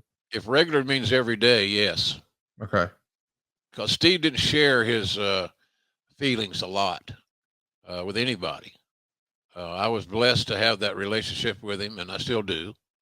And I love the guy like he's family. But he was concerned, but he thought that, if he could just master the art of a new presentation for himself, that he'd be okay. And he could get by. And luckily for him, he did. And, now to the fact, I saw a video the other day on Twitter. By the way, you can follow me on Twitter at JRSBBQ. And Conrad is at Hey, it's Conrad. Yes, sir. And you can get all that good stuff. But nonetheless, we talked every day. How you feeling? Do you have any numbness here? Blah, blah, blah. And sometimes we just talked about things that, we didn't go into the details like, hey, Steve, do you have any tingling today? Are you losing any more of your senses? Your sensibilities, your senses, your physical senses. Sometimes we talked about football or food or, what are you going to do today type deal to get him off that topic. So yeah, we talked if we didn't talk every day, it was a rarity. If we didn't talk every day, it was a text or voicemail or something like that. But he needed to share his feelings and I was there to listen. And I'm proud that I had that that opportunity. Let's talk about another opportunity that we've got, and that's for Dan Severn. He's going to come in for another round of negotiations with you. That's all according to Dave Meltzer. He would freestyle. It appears the WWF wants to go with Michaels versus Austin, Undertaker versus Kane, and Shamrock versus Severn at WrestleMania. Severn doesn't want to come in and just be put in a spot to put Shamrock over. They offered him a program besides the Shamrock program, and Severn asked the WWF to put it all in writing, and that's where everything stands. But if he goes, the decision to go will probably be made within the next few weeks. So we know we would see Dan in the WWF. It's not much of a run, but we still get him. What do you remember about these negotiations or dealings you had with Dan the Beast Severn? Danny's such a class guy. He meant well. His dialogue in our meetings was well intended. Some of the things he wanted guaranteed, I couldn't guarantee. You know, it's hard to guarantee wins and losses. There's so many things to take into consideration when you're talking about that topic. But Dan was a class act. You know, he was a guy that he's a kind of guy, Conrad, that I really encouraged to be in our locker room. Maturity. He was a success. He's a tough guy, low maintenance, at least he was in my eyes. And so I enjoyed my opportunities to work with Dan Severn. And last time I saw him, we had a great talk and got along fine. And but Dan was short on charisma. He was a little short on charisma, and he'll probably admit that to you. But he was just I enjoyed working with him. I just, you know, he wasn't going to have the charisma that some of our guys did, but that animalistic charisma, he had plenty of that. And we just had to figure a way to package it and harness it and then present it. So, but like I said, Dan Severn's the kind of guy you want in your locker room if you have the opportunity to sign him. Hey, did you know you can own for less than your current rent? We can help at savewithconrad.com. Stop throwing your money away on rent. You don't know any wealthy renters. Start building wealth for your family with my family at savewithconrad.com. Hey, let's talk about Roanoke, Virginia, November 25th. We're going to do a Raw taping here the day after our North Carolina expose of Bret Hart, if you will. We got 6,542 fans here. They're paying $76,000 and change. You're starting to see more and more houses, especially the TV taping, start to build up. We've been a long way from selling out routinely, but man, we're getting some momentum now, and the Attitude Era is about to be here. They spent more of the show talking about Bret Hart, this time claiming they have footage of Survivor Series with Bret Hart and Vince McMahon, and they're going to end the controversy. The footage doesn't air to the last 10 minutes of the show, and they simply show Bret Hart looking at the referee and Hebner signaling for the bell, claiming Bret was looking, and it was Hebner, not Vince, who signaled to make the call. So therefore, Bret must have submitted. Had to happen. This was a stupid ratings ploy. Yeah. As they never showed McMahon as this was happening. Bait and switch never works. Never works. And it didn't work that night either. I don't really understand why we're still obsessed with Bret Hart here. This is going to be the go home episode for the freaking pay-per-view. You would think that we would want to focus more on selling the pay-per-view and less on talking about Bret Hart, but yet here we are. We're beating a dead horse, as the old Southern expression goes. Yeah, beating the hell out of him. The horse can't even get back up on his knees. It's horrible. And again, I think we've clarified that. This thing has been overkill. Yes. And if you and I never do another show that involves this topic, I'm good with it. I'm good with it too, Connie. Yeah. We've got the light heavyweight title tournament starting with Taka Michinoku defeating Aguilera. Of course, we know eventually he'd become S.A. Rios. We're going to interview Goldust and Luna. Goldust now has pink hair like Dennis Rodman, and he's wearing a jock strap on the outside and a spiked bra and doing this S&M bondage gimmick, as you see if you're watching with us here on YouTube, which by the way, should be, by the way, you should be. Grilling JR on YouTube.com. Hit the like button, hit the subscribe button, turn the notifications bell on.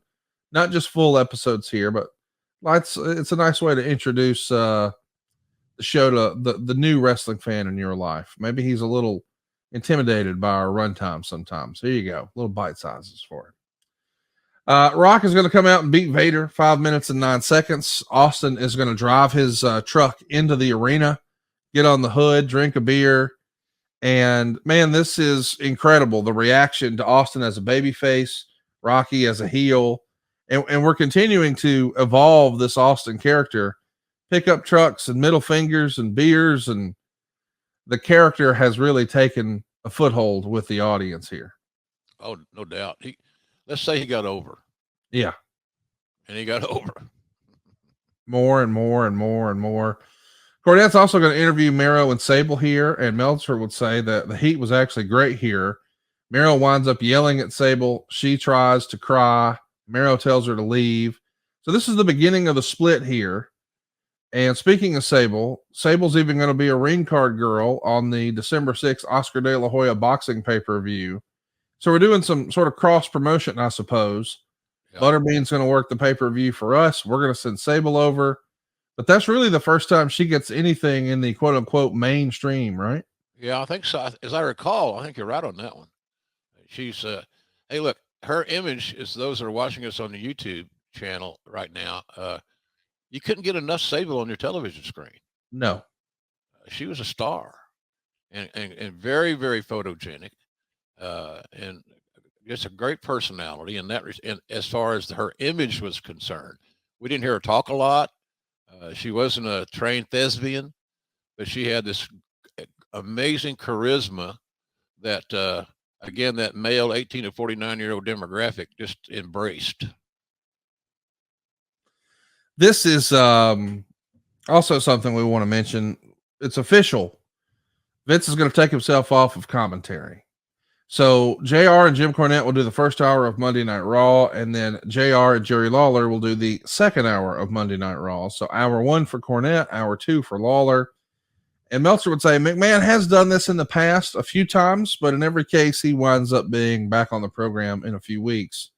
Did you think this one would take because of the Mr. McMahon character, or not quite yet? Didn't know. Didn't have any idea.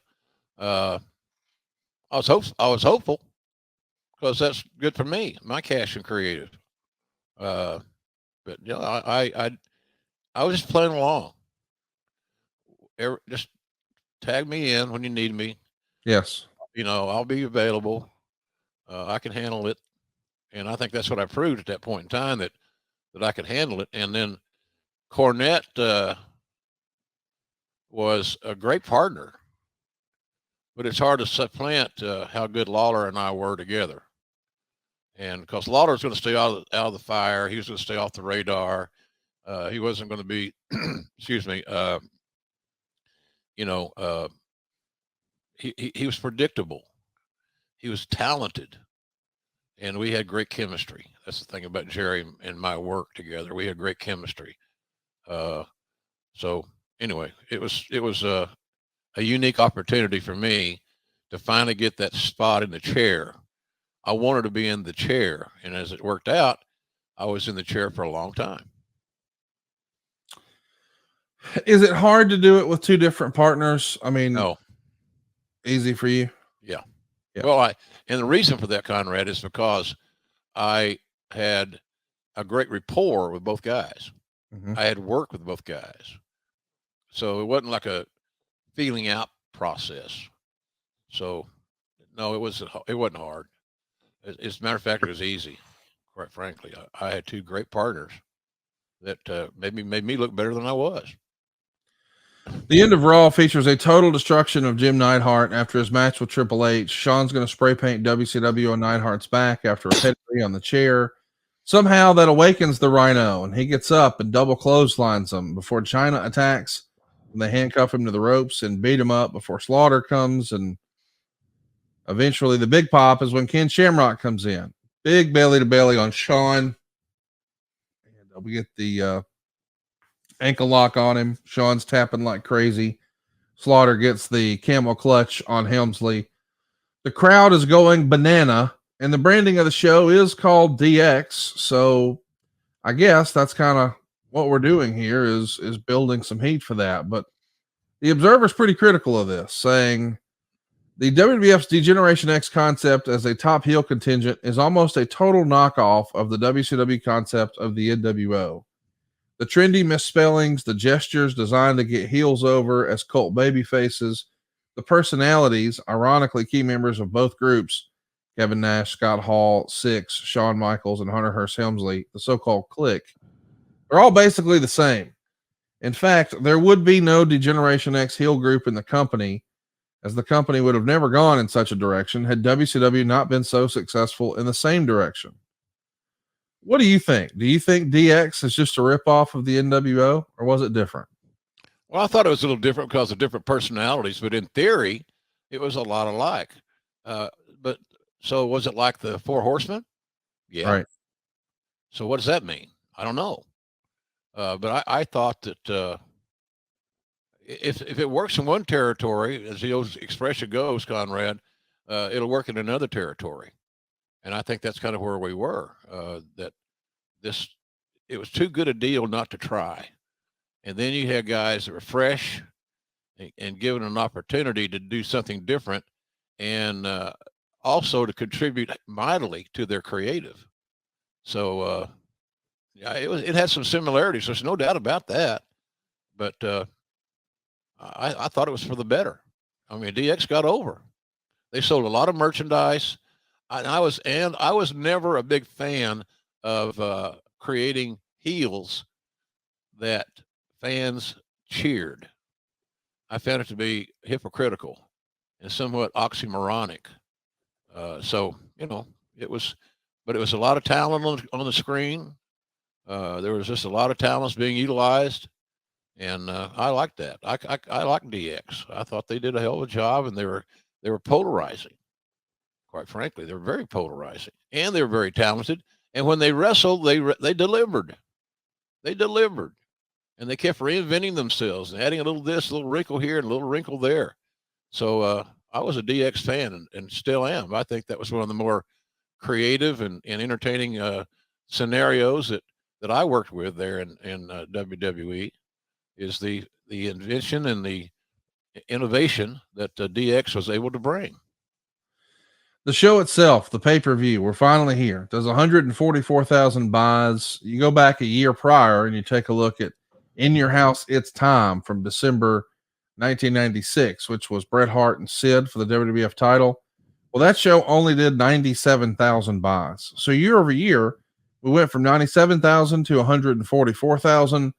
That is a positive sign that we're headed in the right direction.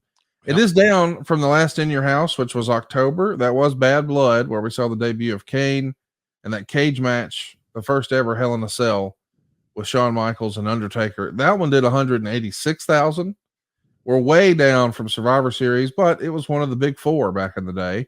They got 284,000, of course, with Shawn and Bret on top. The readers, well, they didn't really like this show. The readers of the Observer, they give it 76% thumbs down. I tend to agree. It's kind of a weird show. Let's jump into it. It's December 7th, Springfield, Massachusetts. The Civic Center here has 6,358 fans. They paid $112,864 with another 44,000 in merchandise. Perhaps the strongest sight was of Jim Cornette doing the Mean Gene Todd Pettengill Doc role as the pre-show pitchmaster for the last minute hype. With Sonny on the shelf with a broken foot. It's the Jackal with Kevin Kelly in the 900 room. Jim Cornette selling pay-per-views. That's got to be good for business, does it not, Jim? Yeah, he was a great salesman, and he had his own way of presenting things. Yeah, Corny was so talented. He could be successful in a lot of roles, Conrad. And this is just one of them. So it was fresh, new, and Cornette knew the product, and he knows how to sell. Our first match is maybe something we thought would be a bigger deal one day. Of course, on the other channel, the cruiserweights have just been tearing it up for WCW. So the WWF wants in on that action. So we're going to crown the first light heavyweight champion here with Taka Michinoku taking on Brian Christopher. Meltzer would say it was a styles clash. It's a Southern style versus a lucha style. Of course, Taka gets his hand raised in 12 minutes and 2 seconds. A 3-star affair, and they have an in-ring ceremony presenting Michinoku with the belt after posing for Japan photos with Tony Gurria, Gerald Briscoe, and Pat Patterson. So it's hyped as a big moment, but it almost feels like after this, we don't even really make it a big deal anymore. Did Vince just lose interest very quickly? Yeah. Or was it more based on the talent that was available for this? I think that he lost interest. Yeah. He was never a fan of the smaller talents. There would be the right place. So, well, what about Ray? Look, you can't compare Ray to everybody else. Right. He's extraordinary. Agree. And a good hire. And he's still at it, by the way. So I just think Vince lost interest. And, just simple as that. The Taka Michinoku and Brian Christopher could work with a match as good as anybody, but it just didn't have the interest of the guy that was making the decisions. Well, next up, match number 2, we got Miguel Perez, Jesus Castillo, and Jose Estrada Jr. of the Los Boricuas taking on the Disciples of Apocalypse, Chain, Skull, and 8 Ball. It goes 7 minutes and 57 seconds. Mercifully, it was over. The match was not good, but the finish was, according to Dave Meltzer. It gets a 1/4 star. We said that Vince lost interest in the light heavyweight. I lost interest in Gang Wars. It's time to put a bullet in these. I'm with you. I'd have signed off on that one too. Enough is enough. I can't stand anymore. Next up, we've got Butterbean and Marc Mero in what Meltzer would call an almost hilarious in the sense of all the political red tape involved in the billing of this match. It couldn't be called a boxing match because boxing is regulated and theoretically it can't be worked. It couldn't be called a boxing exhibition because Butterbean had a fight, if you could call it that, the previous night in Atlantic City, and the athletic commissions wouldn't allow anyone to take 2 boxing matches that close together. So instead, they call it a tough man contest. But the problem is they're using these giant gloves instead of 12-ounce gloves. I think we're using 16s. Yeah, maybe an 18 Meltzer even freestyles. The point is, though, it's a 4-round tough man contest, and it ends with a low blow in round 4, 10 seconds in. So Butterbean gets the win by DQ. This is just not good. Is this Russo's idea? Is this something Vince was? I don't remember whose idea, Conrad. It didn't work. Yeah, it didn't work. As simple as that. Hell, I don't know whose idea it was. Maybe we can just designate somebody and shit all over them. That might be something we're interested in today. I don't know. But I'm for it. Who would you like to shit on? Let's just pick a name out of a hat and we'll take turns. Oh man. Have you ever seen this boxing gimmick work in wrestling? I'm not trying to sound like a fucking know-it-all, but like anytime we're going to work boxing, it feels like it always comes off hokey. Like the only time that I can remember anything worth really investing your time and was the finals with Bart Gunn and Butterbean. But that was real. I mean, yeah, it was real. And but I mean, as far as a worked boxing match in wrestling, that's kind of is it not? Yeah, but we did a lot of in those days. I can't disagree. Meltzer thought the same as we did. He gave this a dud and said, yeah, there's got to be a method to the madness here somewhere. Next, we're looking for it. We're still trying to find it all these years later, and it's still undiscoverable. It is. So speaking of undiscoverable, what the hell were we thinking? Goldust is going to come out with Luna, and they're going to do an interview where Goldust is going to read from Dr. Seuss's Green Eggs and Ham. Yep, that's on pay-per-view. Next up, we got Billy Gunn and Jesse James, the new Age Outlaws, as they're going to become, retain the WWF Tag Team titles, beating the Legion of Doom by DQ in 10 minutes and 33 seconds. It too gets a dud rating, but Meltzer would say Gunn and James are due for an even bigger push in the future. And they get the belts because LOD is going to be taken off to the books after this week and take a relatively short hiatus. But still, this is the coming out party in this era for the new Age Outlaws. I don't think anybody would have probably predicted how hot they would get. Yeah. But these are two guys who've been around the company for quite a while, and you'd been looking for something for them, whether it was Rockabilly or the Roadie. And it's like when this happened, this is exactly what you guys and they have been looking for, right? Yeah, it was. They found their calling. And their calling was never decided by their lack of skills. Billy and Brian were outstanding performers, and they were hungry, as Charles Barkley would say. Because sometimes when you're hungry, you get hangry. Yes. And they had it. They had paid their dues, for the lack of a better overused cliche, and they were looking for something that was going to help make them more money and become bigger stars. And I think we found it in the New Age Outlaws. They clicked, and it worked. Next up, we got Hunter Hearst Helmsley beating Sergeant Slaughter in a boot camp match. It goes way too damn long, 17 minutes and 39 seconds. Meltzer would say they didn't miss as many moves or have a total lack of psychology, but they booked this to go way too long. And because of Sarge's physical condition, nobody really took him seriously. Meltzer would say he thinks Slaughter's at least 40 pounds overweight. He's 49 years old, or at least that's what they're billing him as. But it looks like he's moving in slow motion, quote, almost like watching a guy trying to do a pro wrestling match while in a swimming pool. Either way, though, when it's all said and done, the pedigree on the chair gets it finished. Of course, China comes along and hits a low blow to set all that up. -2 stars. You know, listen, you're trying to call something that's bowling shoe ugly with a guy who's a comrade of yours, Sergeant Slaughter. Yeah. We're all trying to make chicken salad here, no? Pretty much. Yeah, pretty much. I'm glad Sarge got booked. I'm glad Sarge got another few moments in the spotlight. But I'm with you. A better story could have been told in a shorter length of time.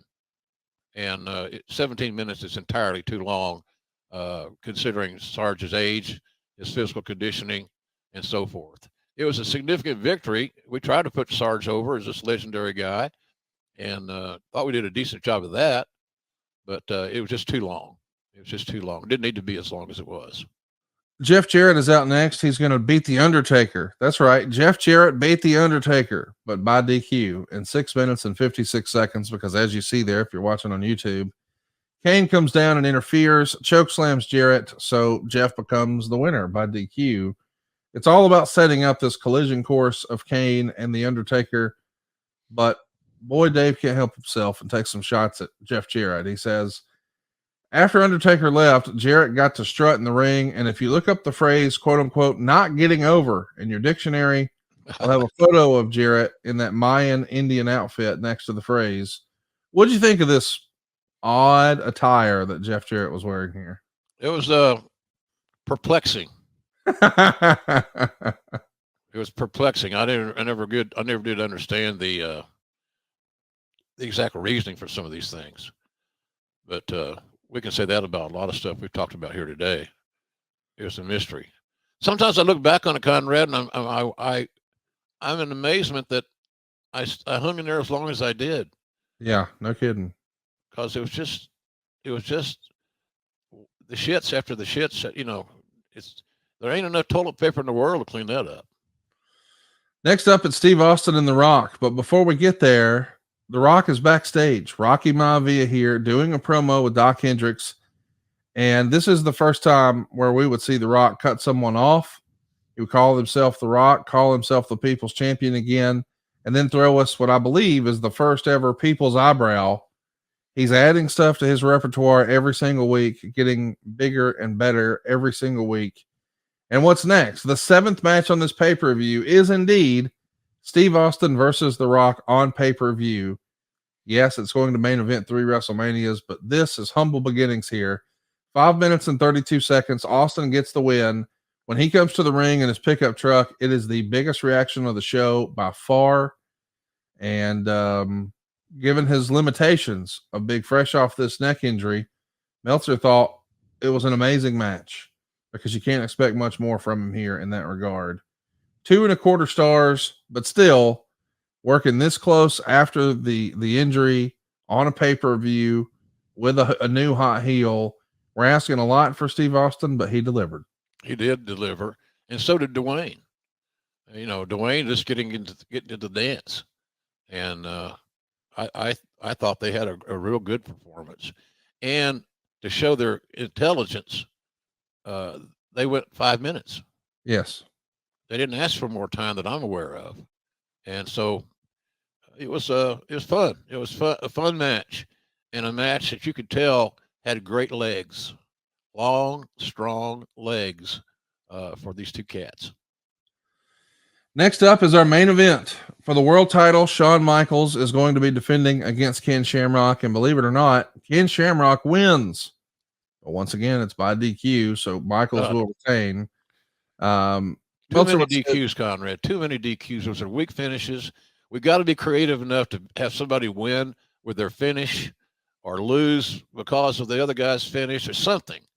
But it was ridiculous. How many disqualifications we had, or countouts, or what have you, to appease a talent? You know, nobody can win or lose, as if anybody gives a shit. They didn't. Trust me. And certainly in this scenario, Shamrock beating Shawn by disqualification meant absolutely zilch. The match, Meltzer would say, had Shawn Michaels taking a lot of great bumps early, and Shamrock, he thought, looked robotic in spots. But when it's all said and done, it's once again China throwing some low blows and interfering with Hunter Hearst Helmsley for the DQ. And the finish of the pay-per-view, Meltzer would say, is very weak at least for a pay-per-view main event. 3 stars here. And listen, I think Shamrock had a heck of an introduction into this promotion in March when we first see him in action at as a special guest referee at WrestleMania. I mean, I think the first time we saw him was February. To be a fan in the crowd in February, a special guest referee in March, and close the year in a pay-per-view main event for the title. Pretty strong ass start for a guy new to wrestling, no? Yeah, it was. It was a nice start. Nice start. And, you know, it just showed glimpses of how viable Kenny Shamrock could have been if he had been booked better. And of course, there's lots of criticism about the DQs, but after the match is over, we give fans what they really want, a surprise. All 3 are going to throw Shamrock over the top. And as Shawn Michaels is celebrating, out of nowhere, Owen Hart runs in, knocks him off the apron. He's taking his monthly bump through the Spanish announce table. Owen's going to jump on him, start pounding away, ripping at the nose, apparently to draw blood, to give the illusion that the punches themselves were real, before disappearing into the crowd. The ending was great. Owen's return was spectacular. I think everybody was curious, where's this going? What's the payoff? What's next for the Hart family and the Hart Foundation? But Owen now is working with the top guy, the world champ, to close a pay-per-view. I don't think anybody would have ever wanted that to be the way this happened. But now with Brett out of the way, Owen's the top part in the promotion, no? Oh, absolutely. Yeah, no doubt. No doubt. And I was sure glad to have him back. He lightened the load in the locker room. Just a good human being. God, I miss him. I mean, when we do these shows, that's probably one of the benefits or the value added is we get a chance to talk a little bit more about Owen. But yeah, it was a good close to the show, and some might say it saved the show's ass, and I can't disagree with that. You sort of alluded to it earlier. When Owen does come back, he's going to come back with a big raise. I'm happy for him on that. Yeah. I also kind of thought when this pay-per-view goes off, okay, that's the direction we're headed for the Royal Rumble, because that to me is like normally what you have done historically in wrestling is, all right, well, with this Shamrock thing out of the way, what's next for Shawn Michaels? If a guy attacks him, oh, well, that'll be the next pay-per-view. In fact, Royal Rumble 1998 being the next show is not Shawn Michaels versus Owen Hart. It's Shawn Michaels versus The Undertaker in a casket match. And we know that casket is ultimately going to be the thing that puts Shawn on the shelf for quite a while, for years. But why was the Owen thing dropped so quickly, do you think, Jim? You know, I don't know. It wasn't Owen's doing. Right. So it might have been the fact that Shawn didn't want to work with him. Or maybe Vince didn't see him as a top guy, do you think? Or maybe Vince didn't see him as a top guy. Yeah. Which, if that was the case, then that was a stupid error. Yeah, it's a mistake. Yeah, big mistake. So, yeah, I've been a big Owen Hart fan since day one, and Owen and Shawn would have had some classic matches. Oh my gosh, yes. Classic matches. And I believe that if Owen's last name was anything but Hart, Shawn would have embraced it. And maybe he did embrace it, but it didn't seem that way. It didn't seem that way. It felt as if Vince did what he needed to do to make sure Owen was back, gives him a big raise, and now he's just gonna, I don't know. I really would have liked to have seen that at the January pay-per-view. I think we could have played off of when we had Shawn collapse on Raw. Many folks remember it was an enziguri from Owen Hart that quote unquote put him down. There could have been a lot of history there, just playing off the screw job and everything else. It's not to be. Instead, he's going to join the nation, and it's going to be an interesting 1998. Yeah. But I'll tell you what else is interesting, and that's all the different products that we've got at jrsbbq.com. Yes, maybe sir. My favorite, and maybe the most interesting, at least to me, the all-purpose seasoning. You can use it on anything. You can put it on your eggs, put it on your chicken, put it on your fish, put it on your steak, put it on your pork, but just put it in your shopping cart. It's jrsbbq.com. You're taking a look there and seeing it. If you're with us over on YouTube, it's Grilling JR on youtube.com. But now the hot sauce, man. Tell us about it. What's going on at jrsbbq.com? Having a hard time keeping it in stock, but it is in stock. JR's Red Ass hot sauce is a hit. You know, it took us long enough to get it on the shelves, so to speak, and to get it ready to be shipped and so forth. But it's good. And right now, you know, we're working 7 days a week there at Marlo's shop there in Norman, and getting these orders out promptly and quickly. And so it's far exceeded our expectations, Conrad. And I'm so happy that fans are trying it and liking it. And then now they're buying multiple bottles for a holiday gifts. So we thank everybody for their support in that regard. But a lot of these gift packages are great. They got a little bit of everything in them. You can design your own, however you want to do it. jrsbbq.com is the place to go. And we hope that you'll try our goods and it not be as sexy as Manscaped. But it's a gift that will be talked about with the family as one of the favorite holiday gifts for the season. So give us a shout. Try us out. jrsbbq.com. We're going to ship your order within a day or two of receiving it. So it's just been great. It's been a good season, and we're not dealing with COVID right now. You know, COVID kicked our ass big time back in the day. So now we're past that, and we're shipping orders out on a timely basis, and we hope that you'll give us a try, because it's labor of love, and I sure do appreciate everybody's business. jrsbbq.com, something for everybody. The Chipotle ketchup, the main event mustard, the Red Ass hot sauce. You got original barbecue sauce and hot barbecue sauce.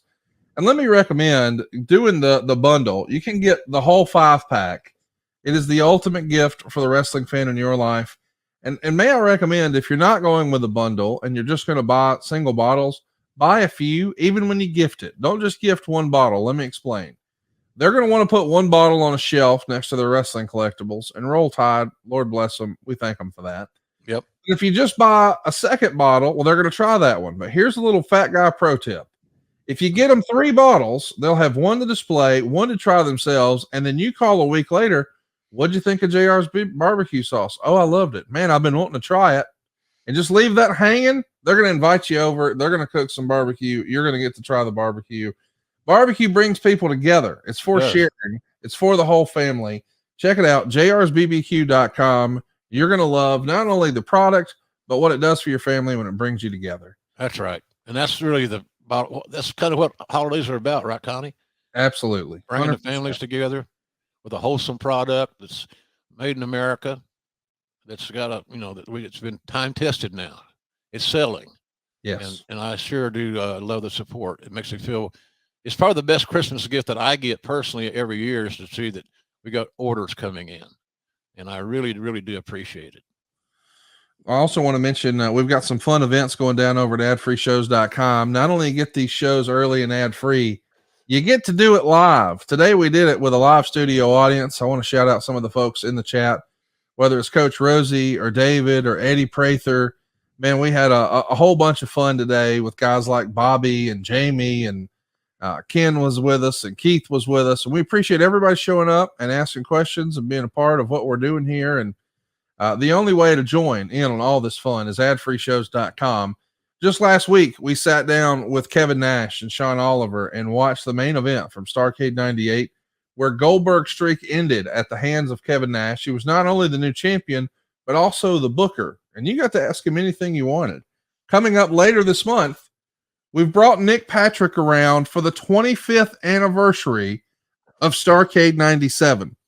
Wow. I'm going to moderate a conversation between Eric Bischoff, the guy who was supposedly running the show, and Nick Patrick, who was supposed to have a fast count but did not.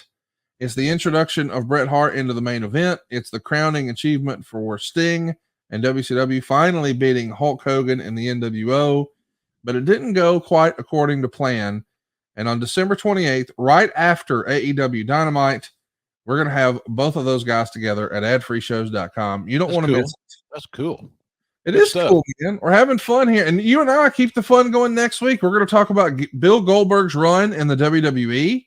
We'll talk about how you ran that negotiation and brought him in, the big time entrance against The Rock, all the attempts to humanize him, like the silly wig, what Bill's attitude was in this era. And then, of course, the infamous match at WrestleMania with Brock Lesnar, where Steve Austin was the referee.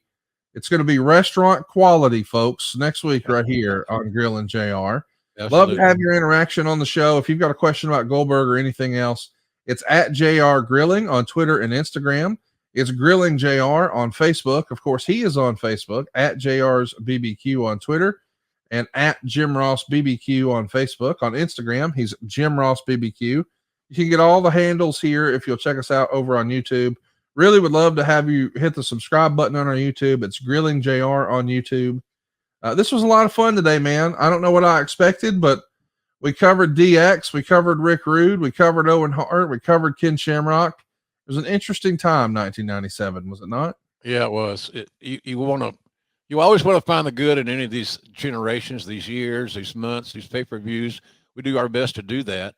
I think sometimes I get a little too negative. No, but I hope I don't. But I tell the truth, Connie. Yes. I tell the truth, and sometimes it suits people, and sometimes it doesn't. So I'm really, really happy that we're able to do this every week, and I hope you tell your friends about our show and direct them over to that YouTube page, man. Yes, that's the money. I think you got a little TV show going on, and enjoy it. check it out. We greatly appreciate the support. Grilling JR on YouTube.com. And we'll be back next week talking all things Bill Goldberg right here on Grilling JR with the voice of wrestling, Mr. Jim Ross. We appreciate you guys very much. We're grateful for your support, and we look forward to talking to you again in about a week. Did you put Christmas on a credit card? Don't stress out about that extra holiday spending. SaveWithConrad.com can help you consolidate all of your high interest rate credit cards into one much lower monthly payment. SaveWithConrad.com has helped families just like yours save up to $800 a month. You don't need perfect credit or money out of your pocket. And did I mention no payments until March? So don't make saving money a resolution next year. Make it happen today at SaveWithConrad.com. NMLS number 2129, Equal Housing Lender.